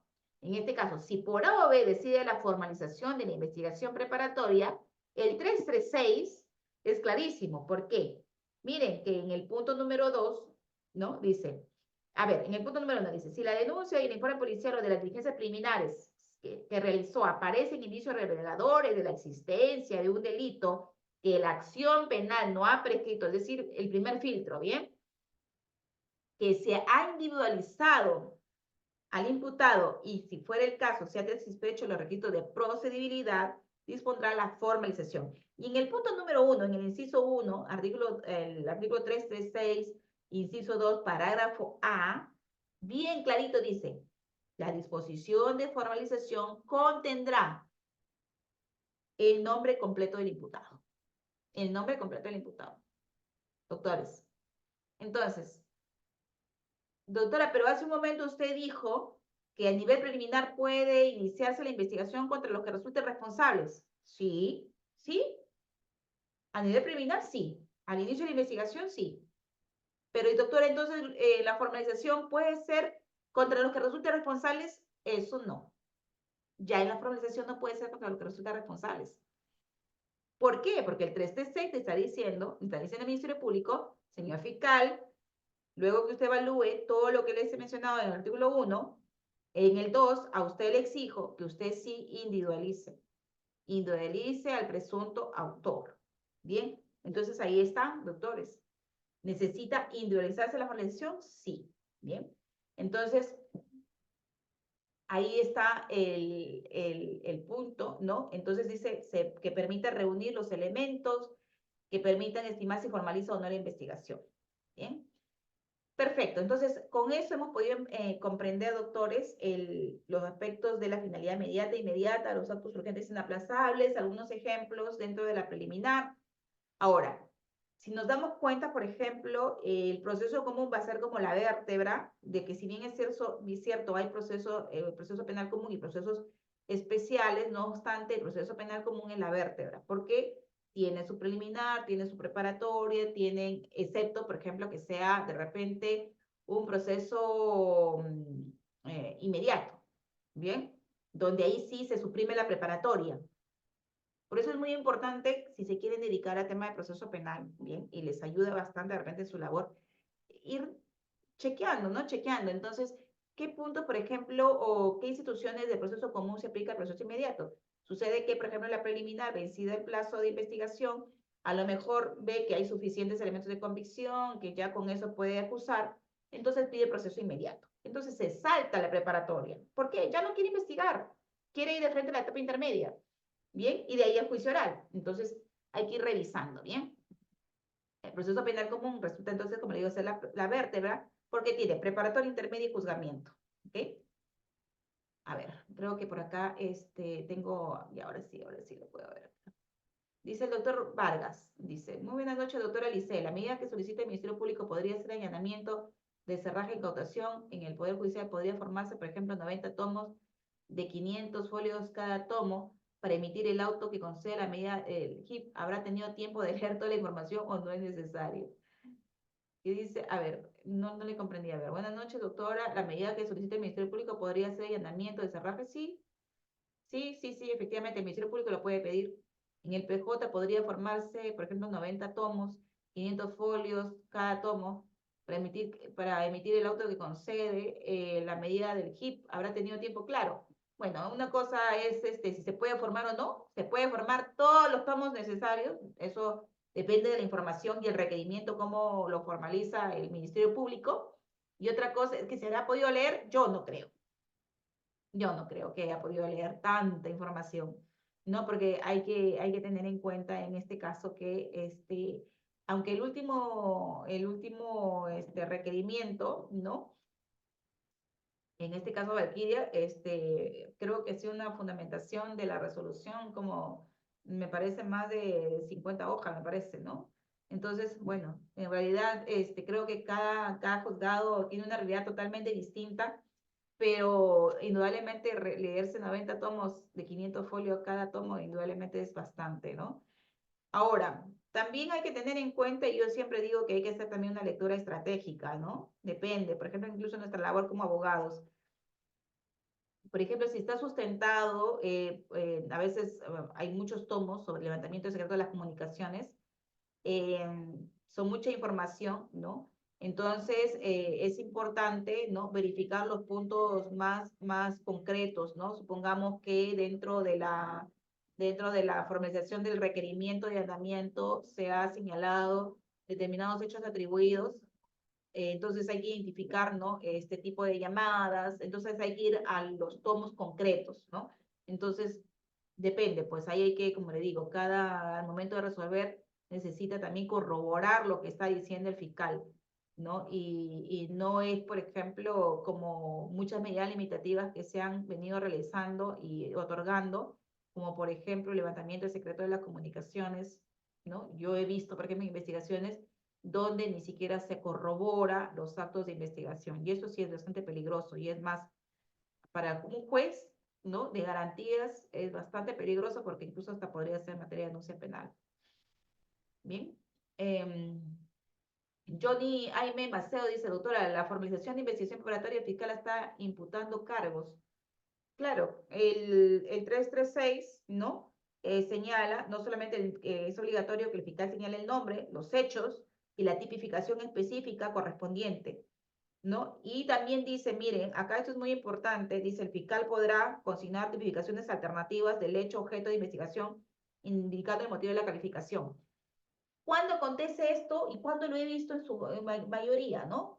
Por ejemplo, el fiscal al formalizar la investigación no le convence si los hechos están, por ejemplo, en peculado doloso o culposo. Ajá.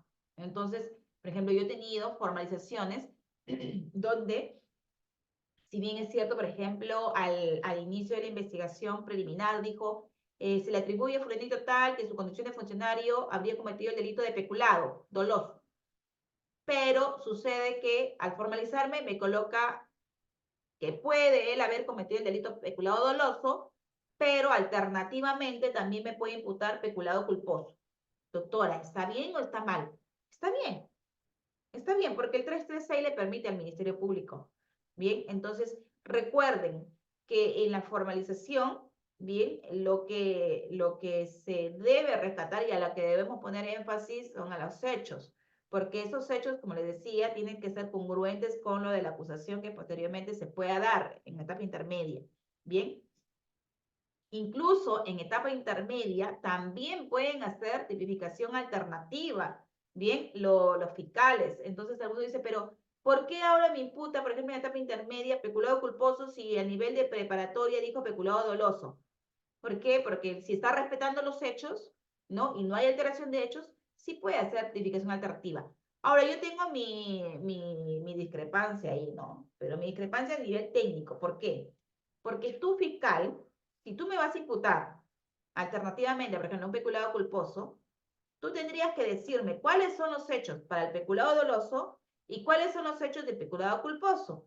Claro, indistintamente después que se pueda probar uno o el otro, o ninguno, pero dime cuáles son los hechos, porque finalmente yo me voy a regir de acuerdo a los hechos. Bien, por eso la exigencia dice, en el caso, por ejemplo, ya de la acusación, bien, un momento. En la etapa intermedia, la acusación, vamos a ver, ¿ya? Todos con su código, a ver, por favor. Ya, al 349. El 349 dice, la acusación deberá ser debidamente motivada, bien, y señalará, dice, la relación clara y precisa del hecho que se le atribuye al imputado, con sus circunstancias precedentes, concomitantes y posteriores. En caso de contener varios hechos independientes, la separación y el detalle de cada uno de ellos. Bien, dice, los elementos de convicción, la relación de modificatoria de responsabilidad penal, el monto de la reparación, los medios probatorios. Y punto número 2, miren cómo es muy importante este punto. El 349, estoy en el 349, inciso 2, dice, la acusación solo puede referirse a hechos y personas incluidos en la disposición de formalización. Ajá, la acusación. Y acá les hablaba, acá se respeta el principio de congruencia. Bien, este es el principio de congruencia. La acusación solo puede referirse a hechos y personas incluidos en la disposición de formalización de la investigación preparatoria, aunque efectuare una distinta calificación jurídica.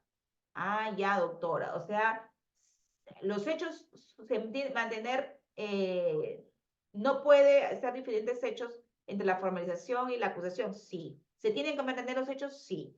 Muy bien, porque punto seguido dice, en la acusación el Ministerio Público podrá señalar alternativa o subsidiariamente las circunstancias de hecho que permitan calificar la conducta del imputado en un tipo penal distinto, para el caso de que no resulten demostrados en el debate los elementos que componen su calificación jurídica principal a fin de posibilitar la defensa del imputado. O sea, ¿qué es en otras palabras lo que quiere el legislador acá en el 349? Mire, señor fiscal, ¿usted tiene la potestad de poder calificar alternativamente en la formalización? Sí. En la acusación también. Ojo, pero tampoco es que acá hay que pasarse de vivos. No. Dígale cuáles son los hechos. ¿Usted quiere tipificar alternativamente? Perfecto. Dígale cuáles son los hechos. De la principal y de la alternativa. Los hechos de la imputación principal y de la alternativa. Ya está. ¿Bien? Ok. Entonces, continuamos, doctores. Después continúo con sus preguntas, ¿ya? Porque si no, se enfocan, no me da otra vez la oportunidad para ver si, doctor, usted se pone a hablar de sus casos, de su experiencia y después no acaba sus diapositivas. ¿Bien? Ok, plazo de la investigación. Uy, acá le ha faltado estado de hambre, mi asistente, le ha faltado la A, ya. Ok, el plazo ¿cómo se llama? El plazo de investigación a nivel preliminar, 120 días, que es un tema común, complejo, 8 meses, y por criminalidad organizada, 36 meses, ¿ok? Ahí tienen las casaciones, que ya seguro ustedes conocen, pero igual ahí se las dejo, ¿ok? Bien, no obstante también hay otras casaciones que me parecen interesantes poderlas examinar, seguro ya en otro momento. No obstante, les dejo aquí también para que ustedes puedan verificar la razonabilidad del plazo, depende de las circunstancias. Indudablemente no todas las investigaciones son iguales. Ahí tienen varias casaciones. Así también en el plazo de las diligencias preliminares, ¿no? No puede ser mayor al plazo de investigación preparatoria en la casación 2/2008. Esto sí me parece muy importante. ¿Por qué? Porque en este caso, miren, Si una preparatoria en proceso común tiene 4 meses, ¿no? 4 meses de investigación, entonces, más su prórroga 2 meses, entonces, ¿cómo puede una preliminar ser más que la investigación preparatoria? Por eso yo considero que esta casación 2-2008 ya pues fue una limitante, ¿no? Como decir, ok, está bien que ustedes necesiten plazo de investigación, que hay actos urgentes, sin aplazar lo que ustedes quieran, pero la casación 2-2008 zanja el tema de la preliminar, ¿no? Zanja el tema de la preliminar y, porque antes recuerden que había un solo plazo, eran los 120 días, nada más, para compleja, para común, para crimen organizado, ¿no? Y claro, muy temerosamente el legislador había puesto ahí en continuación 120 días, pero si son circunstancias, podrá en todo caso establecer un plazo distinto al fiscal, pero no le decía cuánto, ¿bien? Pero con esta casación de 2008 ya, entonces dijeron, como no puede ser más de la preparatoria, entonces, y ahora sí, común 120 días, complejo 8 y criminalidad organizada 36 meses. ¿Okay? Ya. ¿Qué pasa, por ejemplo, ya? Se acabó el plazo de investigación, ¿qué es lo que puede hacer la fiscalía? Muy bien, como les decía, o formalizar en base al 336 o también disponer el archivo, ¿ok? El archivo de la investigación. Ahora, ¿qué pasa, por ejemplo, si en este caso procede el archivo de la investigación? Bien, entonces aquí, un momento. El 334, en el inciso 5 y 6, ¿bien? Señala, en el inciso 5 dice, el denunciante o el agraviado que no estuviese conforme con la disposición de archivar, entonces es que archivado, ¿bien? Y doctora, ¿y si es que formalizado? Si es que formalizado, caballero, es que ahí no puedes tú cuestionar la formalización. Miren, esto, y a partir de este punto, a mí me surge varias cuestiones que en realidad me parece desiguales, ¿no? Y totalmente distintas, pero en desigualdad para la defensa. Ustedes saben que salió una normativa donde adecua, por ejemplo, estos casos del antiguo código, ¿no? Que todavía se encontraban en despacho fiscal cuando inició acá en Lima el Código Procesal Penal. Y le decía, muy bien, si es que vas a formalizar, tiene que pasar una audiencia. Eso es en el Código de Procedimientos Penales, ¿bien? Tiene que pasar una audiencia. Y esta audiencia es bastante similar a la que acontece en la etapa intermedia en el nuevo Código Procesal Penal. ¿Por qué? Porque te daba la facultad de poder presentar incluso un sobreseimiento. ¿Por qué? Porque la acción no es delito, porque ha prescrito, porque no es antijurídico, etcétera, etcétera. ¿Bien? Y es más, en esa misma audiencia también podías pues, ofrecer tus medios probatorios. A mí me parece bien garantista esa audiencia, que lamentablemente no se da aquí en el nuevo código luego de formalizar la investigación, sino que se espera la etapa intermedia todavía para proceder a hacer todo ese aspecto de forma y de fondo. Bien, y eso de alguna manera no solamente genera carga procesal, porque yo creo que si hiciéramos un primer control de la disposición de formalización y continuación de investigación preparatoria, yo creo que pues, en esa audiencia muchas causas podrían quedar muertas. Muchas causas. ¿Bien? Porque de repente el fiscal no evaluó adecuadamente la prescripción, no verificó adecuadamente los aspectos de repente de que no es delito, etcétera. ¿Se dan cuenta? Entonces, ¿por qué tendríamos que esperar la etapa intermedia? Entonces, yo ahí sí tengo mi discrepancia, ¿bien? No obstante, el archivo, archivada la investigación, entonces, no está conforme la otra parte, en este caso siempre va a ser la parte agraviada, el artículo justamente que establece que se puede requerir que en el plazo de 5 días poder solicitar se eleve los estados al fiscal superior. Y en este caso, específicamente es a través de un recurso de queja. Bien, y es por eso que en el inciso 6 dice el fiscal superior se pronunciará dentro del 5º día y podrá ordenar se formalice la investigación, se archive las actuaciones o se proceda según corresponda. ¿Bien? En este caso puede ser la ampliación. Ya, bueno, doctores. Entonces, ahí está el pronunciamiento en el archivo de la investigación. Ya. Ahora, esta denuncia, ahora cuando nosotros vemos, por ejemplo, pueden haber denuncias facultativas, ¿bien? El 326 establece las denuncias facultativas. la denuncia obligatoria y la denuncia no obligatoria. ¿Bien? En la denuncia facultativa, el 326 señala, dice, cualquier persona tiene la facultad, dice, de denunciar los hechos delictuosos ante la autoridad respectiva, siempre y cuando el ejercicio de la acción penal, dice, siempre y cuando el ejercicio de la acción penal para perseguirlo sea público. Eso es lo que nos mencionaba hace un momento el participante, ¿no? ¿Qué pasa con aquellos de persecución privada? Ya. Entonces ahí, cualquier persona, facultada cualquier persona. Esa es la facultativa. La obligatoria, ¿bien? Es el 326, inciso 2, dice, los obligados a hacerlo por expreso mandato de la ley son los profesionales de la salud, ¿bien? Por delitos que conozcan en su desempeño de su función. Los educadores, ajá, y los delitos que hubieran tenido lugar en un centro educativo. Salud y los educadores, ¿bien? Y funcionarios que en ejercicio de sus funciones o por razón del cargo tomen conocimiento de algún hecho punible. Claro, un delito de función de repente, ¿no? Ok, ahí están los obligados. Y la denuncia no obligatoria está justamente el 327 y señala, nadie está obligado a formular denuncia contra su cónyuge. Ajá. ¿Bien?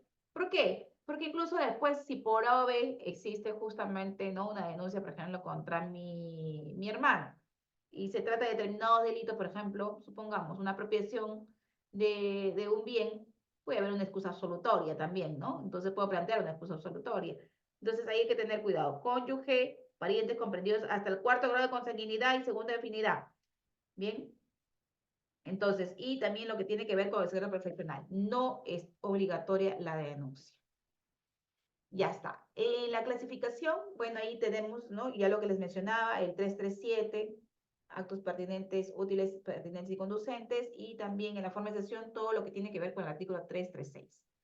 La competencia del juez, esto para efectos de la pregunta cuando decían el control de plazo donde se presenta. Mire, la competencia del juez de investigación preparatoria durante la preliminar, durante la preliminar, bien, le corresponde el control de la investigación, esto está en el artículo 29 del Código Procesal Penal, modifica o cesa medidas limitativas. 3, realiza procedimientos.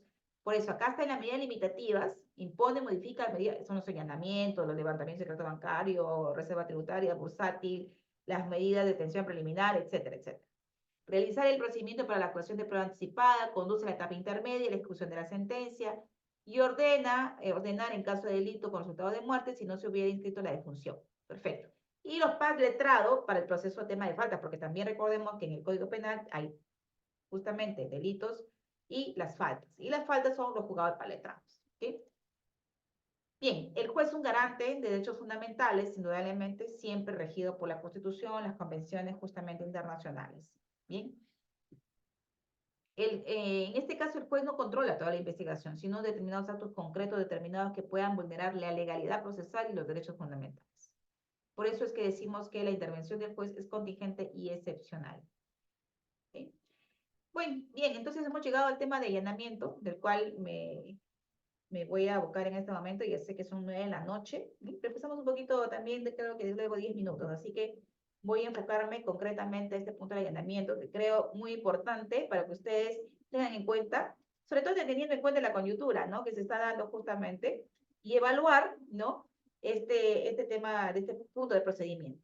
El allanamiento resulta ser justamente, si bien es cierto, tenemos en cuenta que todos tenemos derecho a la inviolabilidad del domicilio, ¿no?, de acuerdo a la Constitución Política, no obstante, el artículo 214 del Código Procesal Penal señala, ¿no?, dice que fuera de flagrante delito, o sea, cuando es un delito de flagrante, la policía no necesita autorización judicial y puede ingresar directamente a un domicilio. Pero cuando no existe flagrante delito, entonces, si existe algunos motivos razonables, ¿no?, dice, entonces el fiscal podrá solicitar el allanamiento de dependencias cerradas, negocio, recinto habitado, etcétera. Bien, siempre que sea previsible que será negado el ingreso. Bien, ahora, veamos aquí. El 214, bien, establece que justamente es muy importante para el tema de allanamiento se indique, por ejemplo, por parte del fiscal, la ubicación, donde se va justamente a realizar el allanamiento. 2, la finalidad y las diligencias a practicar. ¿Qué se va a hacer en el allanamiento? Se va a detener, se va a ver incautaciones, va a haber registro personal, ¿qué va a haber, no? Y el tiempo aproximado de su duración, ¿cuánto tiempo va a durar justamente ese allanamiento? Ahora, es muy importante, por ejemplo, esta casación 1942-2018 Purima, donde señala, aparte de la medida que se pueda generar por parte del juez, no obstante, igual como la medida coercitiva, que si bien es cierto cumple con los presupuestos, fundados y graves elementos de convicción, gravedad de la pena, tema fundados y graves elementos de convicción, gravedad de la pena, así como también riesgo de fuga o obstaculización. Bien, en este caso, también es importante y es necesario que el juez señale la proporcionalidad, tan igual como la medida coercitiva. No basta con que cumple todo. Es proporcional, es necesario, es idóneo, todo el test de proporcionalidad. Bien, entonces es necesario también que el juez señale y fundamente la proporcionalidad, ¿no? De esta medida. Ahora, existe también un protocolo justamente por parte regulado por el Ministerio Público, donde resulta ser que la resolución administrativa 123/2014, bien, señala justamente toda la regulación que tiene que ver con este tipo de allanamientos. Y acá se prepara un cuadrito bastante sintético, bien, una síntesis de lo que es el procedimiento, y es que un allanamiento puede iniciar con la solicitud de la policía al Ministerio Público, o también el Ministerio Público puede también de motu propio ver justamente la necesidad de un allanamiento. Bien, no necesariamente tiene que provenir todo de la policía. Sin embargo, previamente justamente a formalizar el requerimiento, la policía sí tiene que hacer un informe policial donde se indique el lugar o lugares a intervenir y el plazo de ejecución. Esta información va a resultar importantísima para que el fiscal formalice un requerimiento. Y esta formalización de este requerimiento lo va a presentar al juez de investigación preparatoria. No se nota mucho, ¿no? Acá voy a aclarar. Este juez de investigación preparatoria, bien, que como ya hemos visto sus facultades, es el que tiene justamente, en este caso el Ministerio Público, un plazo no mayor de 24 horas lo presenta, y es este juez quien justamente autoriza o no el allanamiento, claro, con una resolución debidamente motivada, ¿no? Ejecutada la medida, supongamos ya ingresaron al domicilio, ejecutaron la medida dentro del plazo y todo lo que pidieron al juez. En este caso, el Ministerio Público tiene que remitir un informe al juez, ¿no? En el plazo de 3 días, para que diga en todo caso si se cumplió con la medida, qué es lo que justamente se realizó, hubo registro de personas, hubo incautación, etcétera, etcétera. Bien, ese es el informe. Ahora, ¿qué puede haber en esa detención, en ese allanamiento? ¿Puede haber una detención preliminar? Sí. Bien, ¿puede haber incautación? Sí. ¿Puede haber registro? Sí. Entonces, por eso que el 217 señala, dice, cuando sea el caso, el fiscal solicitará el allanamiento, comprenda la detención de personas y también la incautación de bienes que puedan servir como prueba o pueden ser objeto de decomiso. El allanamiento, si el fiscal lo decide, podrá comprender el registro personal de personas presentes o las que lleguen, claro, también, cuando considere que las mismas pueden ocultar bienes delictivos o se relacionen con el mismo. ¿Okay? Ahora, las formalidades del allanamiento, de la solicitud de allanamiento, la ubicación, la finalidad específica del allanamiento, los delitos, materia de investigación, las diligencias a practicar, el tiempo aproximado de la duración. Y la resolución que dicta el juez, ¿qué tiene que tener? El nombre del fiscal autorizado, la finalidad específica del allanamiento, las medidas de coerción que correspondan, el tiempo máximo de duración de la diligencia, el apresamiento de ley para el caso de resistencia al mandato. En ningún caso el juez solicitará precisar la fecha y la hora en que se realizará. ¿Por qué? Porque una vez expedida la orden de allanamiento, el juez le da como máximo justamente, el máximo de la duración de la medida, de acuerdo al 215, es 2 semanas. Entonces el fiscal tiene la potestad de poder señalar, de poder en todo caso verificar qué fecha y qué hora lo hace, ¿no? Ya en todo caso en concordancia ya y comunicación con la policía. Entonces, después de 2 semanas, ahí sí caduca la medida. Bien, ya no podrá hacer, ya no podrá realizarlo el fiscal. Bien, entonces, por eso es que no le pide la precisión de hora y día. Ahora, vamos a ver aquí. La ejecución de la medida de allanamiento. El allanamiento se realiza dentro del plazo fijado por el juez, dentro de las 2 semanas. Al iniciarse la diligencia, se entregará una copia de la resolución judicial al imputado y quien tenga la disponibilidad actual del lugar. De no estar imputado, su responsable puede entregarse a un vecino, portero o semejante. El fiscal comunicará a las personas presentes la facultad de ser asistido por un abogado. Claro, pueden llamar a su abogado defensor. Acto seguido se procederá a realizar el allanamiento de cerraje y diligencia de registro de detención y incautación u otra autorizada. Se dejará constancia de lo acontecido en actas. La autoridad también podrá, en este caso el fiscal o la policía, con el apoyo de la policía, podrá tomar tomas fotográficas, grabar videos, levantar planos, y además operaciones técnicas y científicas. Se debe tomar medidas para preservar la reputación de la persona que se encuentra en el lugar allanado. Una de las cuestiones que yo siempre digo, lo primero que sale en los medios de comunicación es las personas justamente como una forma de burla, porque yo sí creo que es una forma de burla, como por ejemplo, le encontraron en ropas menores una foto, y eso sale en los medios de comunicación y eso sale en los medios periodísticos, ¿no? Entonces, valgan verdades, esto de preservar la reputación y todo ello es un saludo a la bandera para el Ministerio Público muchas veces, y algunos fiscales, ¿no? Bien, vamos a ver alguna jurisprudencia relevante justamente con relación a este tema de allanamiento. Uno de los casos, por ejemplo, que hubo, por ejemplo, en el caso de la defensa del doctor Abanto Verástegui, en el caso de arbitrajes, por ejemplo, ¿no? Ya se había dado un allanamiento y luego justamente el fiscal solicitó un segundo allanamiento. Bien, entonces esta justificación, ¿no? Y por eso que se realizó justamente un recurso de apelación.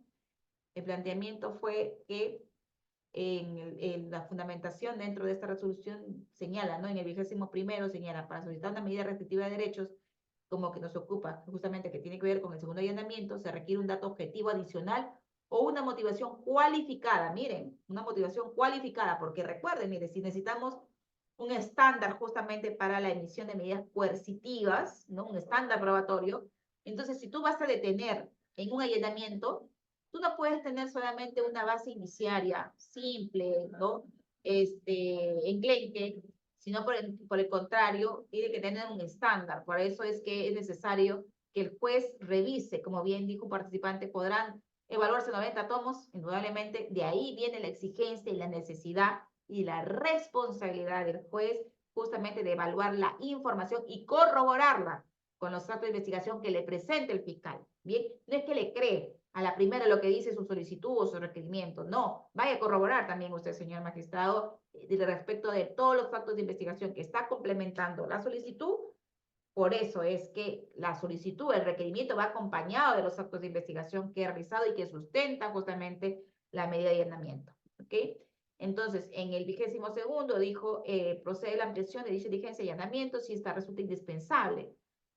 Recordemos el principio de ponderación también, ¿no? De proporcionalidad. Entonces, por eso aquí el juez está ingresando ese aspecto para verificar si es necesario o no es necesario. Ya había hecho un allanamiento a la fiscalía. El segundo allanamiento le está diciendo, está bien, pero ¿cuál es el dato adicional? ¿Cuál es el elemento extra que no ha sido evaluado en la primera para que tú me pidas un segundo allanamiento? Entonces, por eso dice, acá también necesita una sustentación cualificada.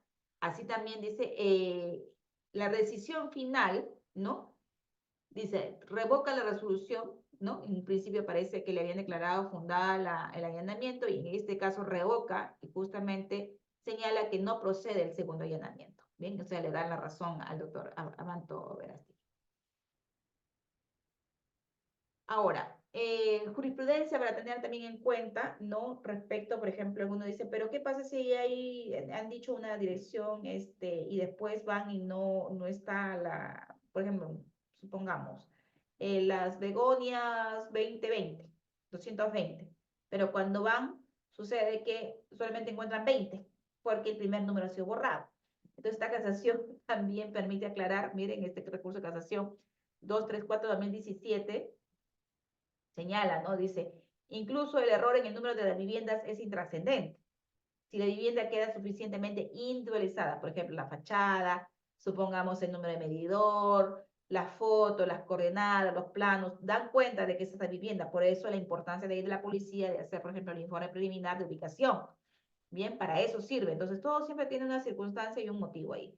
La omisión en la indicación expresa numeración de la ubicación de la planta emisora, donde precisamente se hallaron los equipos finalmente incautados, no constituye un vicio constitucional que origina la ilicitud del allanamiento y de la propia incautación, por ende, la inutilidad de la fuente de prueba obtenida por este medio. O sea, la incursión también, por otro lado, dice, por el techo del inmueble, por parte de algunos efectivos policiales, puede responder a estrategia de reducción de las personas. Por ende, no es que también se declare nulo el allanamiento. ¿Se dan cuenta entonces jurisprudencia que resulta relevante para poder entender todo lo relacionado al aspecto de allanamiento. Bien, ahora, miren, en el caso Valkyria, ¿no? Quiero aquí tomar como punto de referencia, bien, también una semillita para todos los que estamos aquí presentes, bien. Por ejemplo, el hecho cómo surge esta investigación. Y miren que la gran mayoría de actos de investigación que se están realizando, por ejemplo, investigaciones están teniendo, sobre todo en los temas de crimen organizado, están teniendo como siempre una fuente, que es el colaborador eficaz. Bien. Y es por eso que durante la investigación preliminar, sí es posible, bien, que una persona que justamente está investigada, por ejemplo, en este caso el señor Jaime Villanueva, es investigado, entonces brinda una declaración como colaborador eficaz, da varios datos, entonces la fiscalía seguro que ha podido corroborar algunos actos, algunos aspectos de la declaración, y es por eso que impulsa este allanamiento justamente, y bueno, le coloca el caso Valkyria, ¿no? 11. Bien, entonces la colaboración eficaz es un proceso especial, sí, efectivamente, ¿no? En otras palabras, viene a ser como el aporte documentario, el aporte probatorio para la fiscalía de mucho apoyo. Significa para muchos casos incluso tener que ahorrar mucho tiempo por parte del Ministerio Público y pues la fiscalía con la finalidad de neutralizar indudablemente la actividad ilícita. En este caso, y así como también, pues indudablemente tiene que corroborarse la información. Y es que dentro de los principios de la colaboración eficaz está la comprobación, su autonomía, la eficacia, la reserva, bien, de la colaboración eficaz y la oportunidad. La comprobación, porque indudablemente tendrá que corroborarse, ¿no? Si dice, por ejemplo, que se reunieron, tendrá que corroborarse, seguro por eso es que ahí viene la verificación de las llamadas telefónicas, y en este caso el proceso de colaboración eficaz es totalmente autónomo, ¿no? La autonomía, en este caso, que rige para la colaboración eficaz es totalmente independiente del proceso donde se lleva a cabo otro tipo de investigación o de las que derivan de estas declaraciones. Ahora, la eficacia brindada, en este caso, por ejemplo, de las declaraciones, debe ser importante y útil y debe ser corroborada. Por eso lo que siempre se ha exigido es la corroboración. Ahora ya con esta nueva ley donde ha señalado un plazo determinado para efectos de la corroboración, me parece importante porque hay colaboraciones que, por ejemplo, empezaron en 2018, ¿no? Con todos los casos de crimen organizado que ya sabemos, y de los cuales hasta ahora siguen vigentes y no se cierran. ¿Por qué? Sin embargo, no obstante encontrarse abiertas esos procedimientos de colaboración eficaz, no obstante se han dictado medidas coercitivas, detenciones, prisiones preventivas, etcétera, etcétera. Entonces, el Congreso, ¿no? A partir justamente de esta nueva ley que salió, ya ahora ha señalado un plazo determinado, con lo cual, entonces, si bien es cierto, todavía uno está vigente, porque hay todavía como una vacatio legis, entonces, no obstante, sí el fiscal tendrá que respetar ya un plazo determinado, con lo cual va a tener que correr, porque indudablemente el plazo ya tiene una regulación legal, ya tiene un plazo establecido, un tiempo determinado, y con lo cual tiene que respetarse. Ya no es que está a libre albedrío del fiscal, cuando quiere lo cierra. Como le decía, 2018 a la fecha ya estamos más de 5 años y hay muchas colaboraciones eficaces que no se han cerrado. Bien. Bueno, doctores, entonces he concluido. A ver, voy a ver si tengo acá preguntas. Doctora, primer principio de consenso, no sé en cuál me estará diciendo aquí, cuál será el punto. Por favor, dice agrandar el texto de diapositiva, y discúlpeme, pero igual les van a mandar, no se preocupe, ¿ya? Les van a mandar las diapositivas. De repente fue al momento que se puso de repente más pequeño. Y la doctora Ítala, o el doctor Ítala, dice, buenas noches, doctora, en un momento de su exposición usted mencionó sobre el control de acusación en la cual se observa el control formal y el control sustancial y el probatorio. ¿En qué momento surge el control de sobreseimiento? Ah, ya. Cuando luego de culminar la investigación preparatoria, el fiscal plantea, por ejemplo, sobreseimiento por un hecho y acusación por el otro hecho de repente, el sobreseimiento se realiza primero. Bien, supongamos, a su cliente le imputaron falsedad documental y apropiación ilícita. Se sobresee por falsedad documental y se acusa por apropiación ilícita. Entonces, ¿usted tiene que absolver el sobreseimiento y la acusación? Sí, sí tiene que absolver, las dos. Bien, y para lo cual en la audiencia, primero será la audiencia de sobreseimiento y luego la audiencia de control de acusación. ¿Ok? Ya, doctora. Entonces, sí, claro, como no. Ahí está, 945-028-732. Bien, ahí está mi número telefónico. También Ya esto, como parte justamente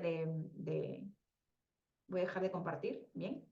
Ustedes también, si gustan, pueden entrar a YouTube. Ahí siempre hago algunos videitos también tengo un programa que se llama Enfoque Jurisprudencial.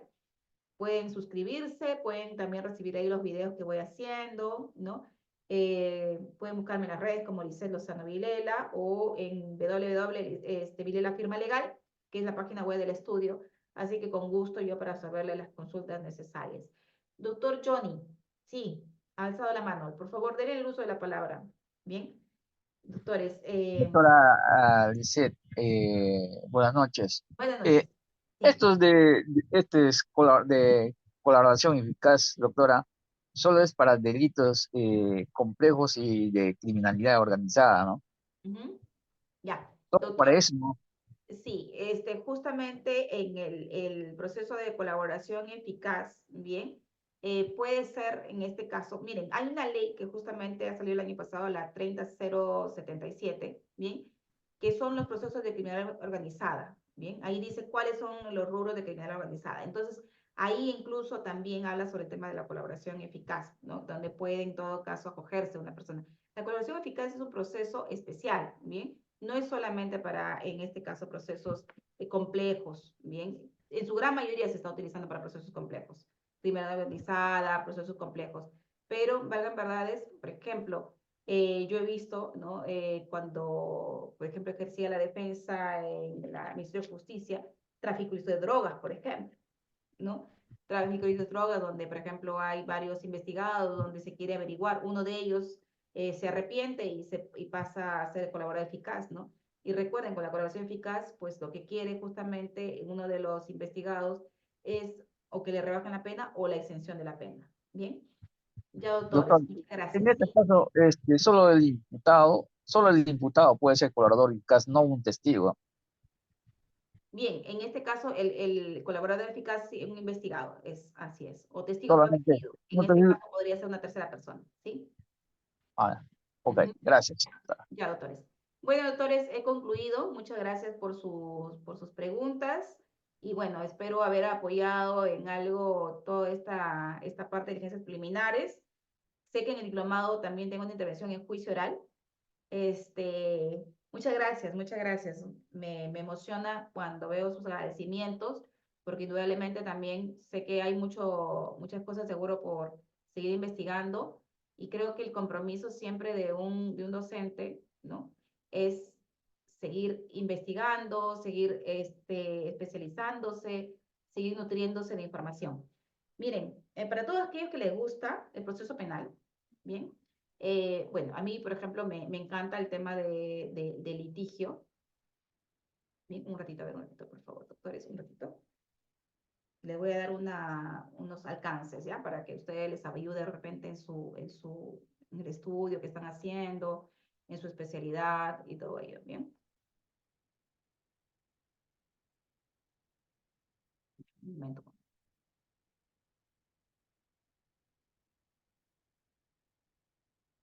Ya, ahora sí.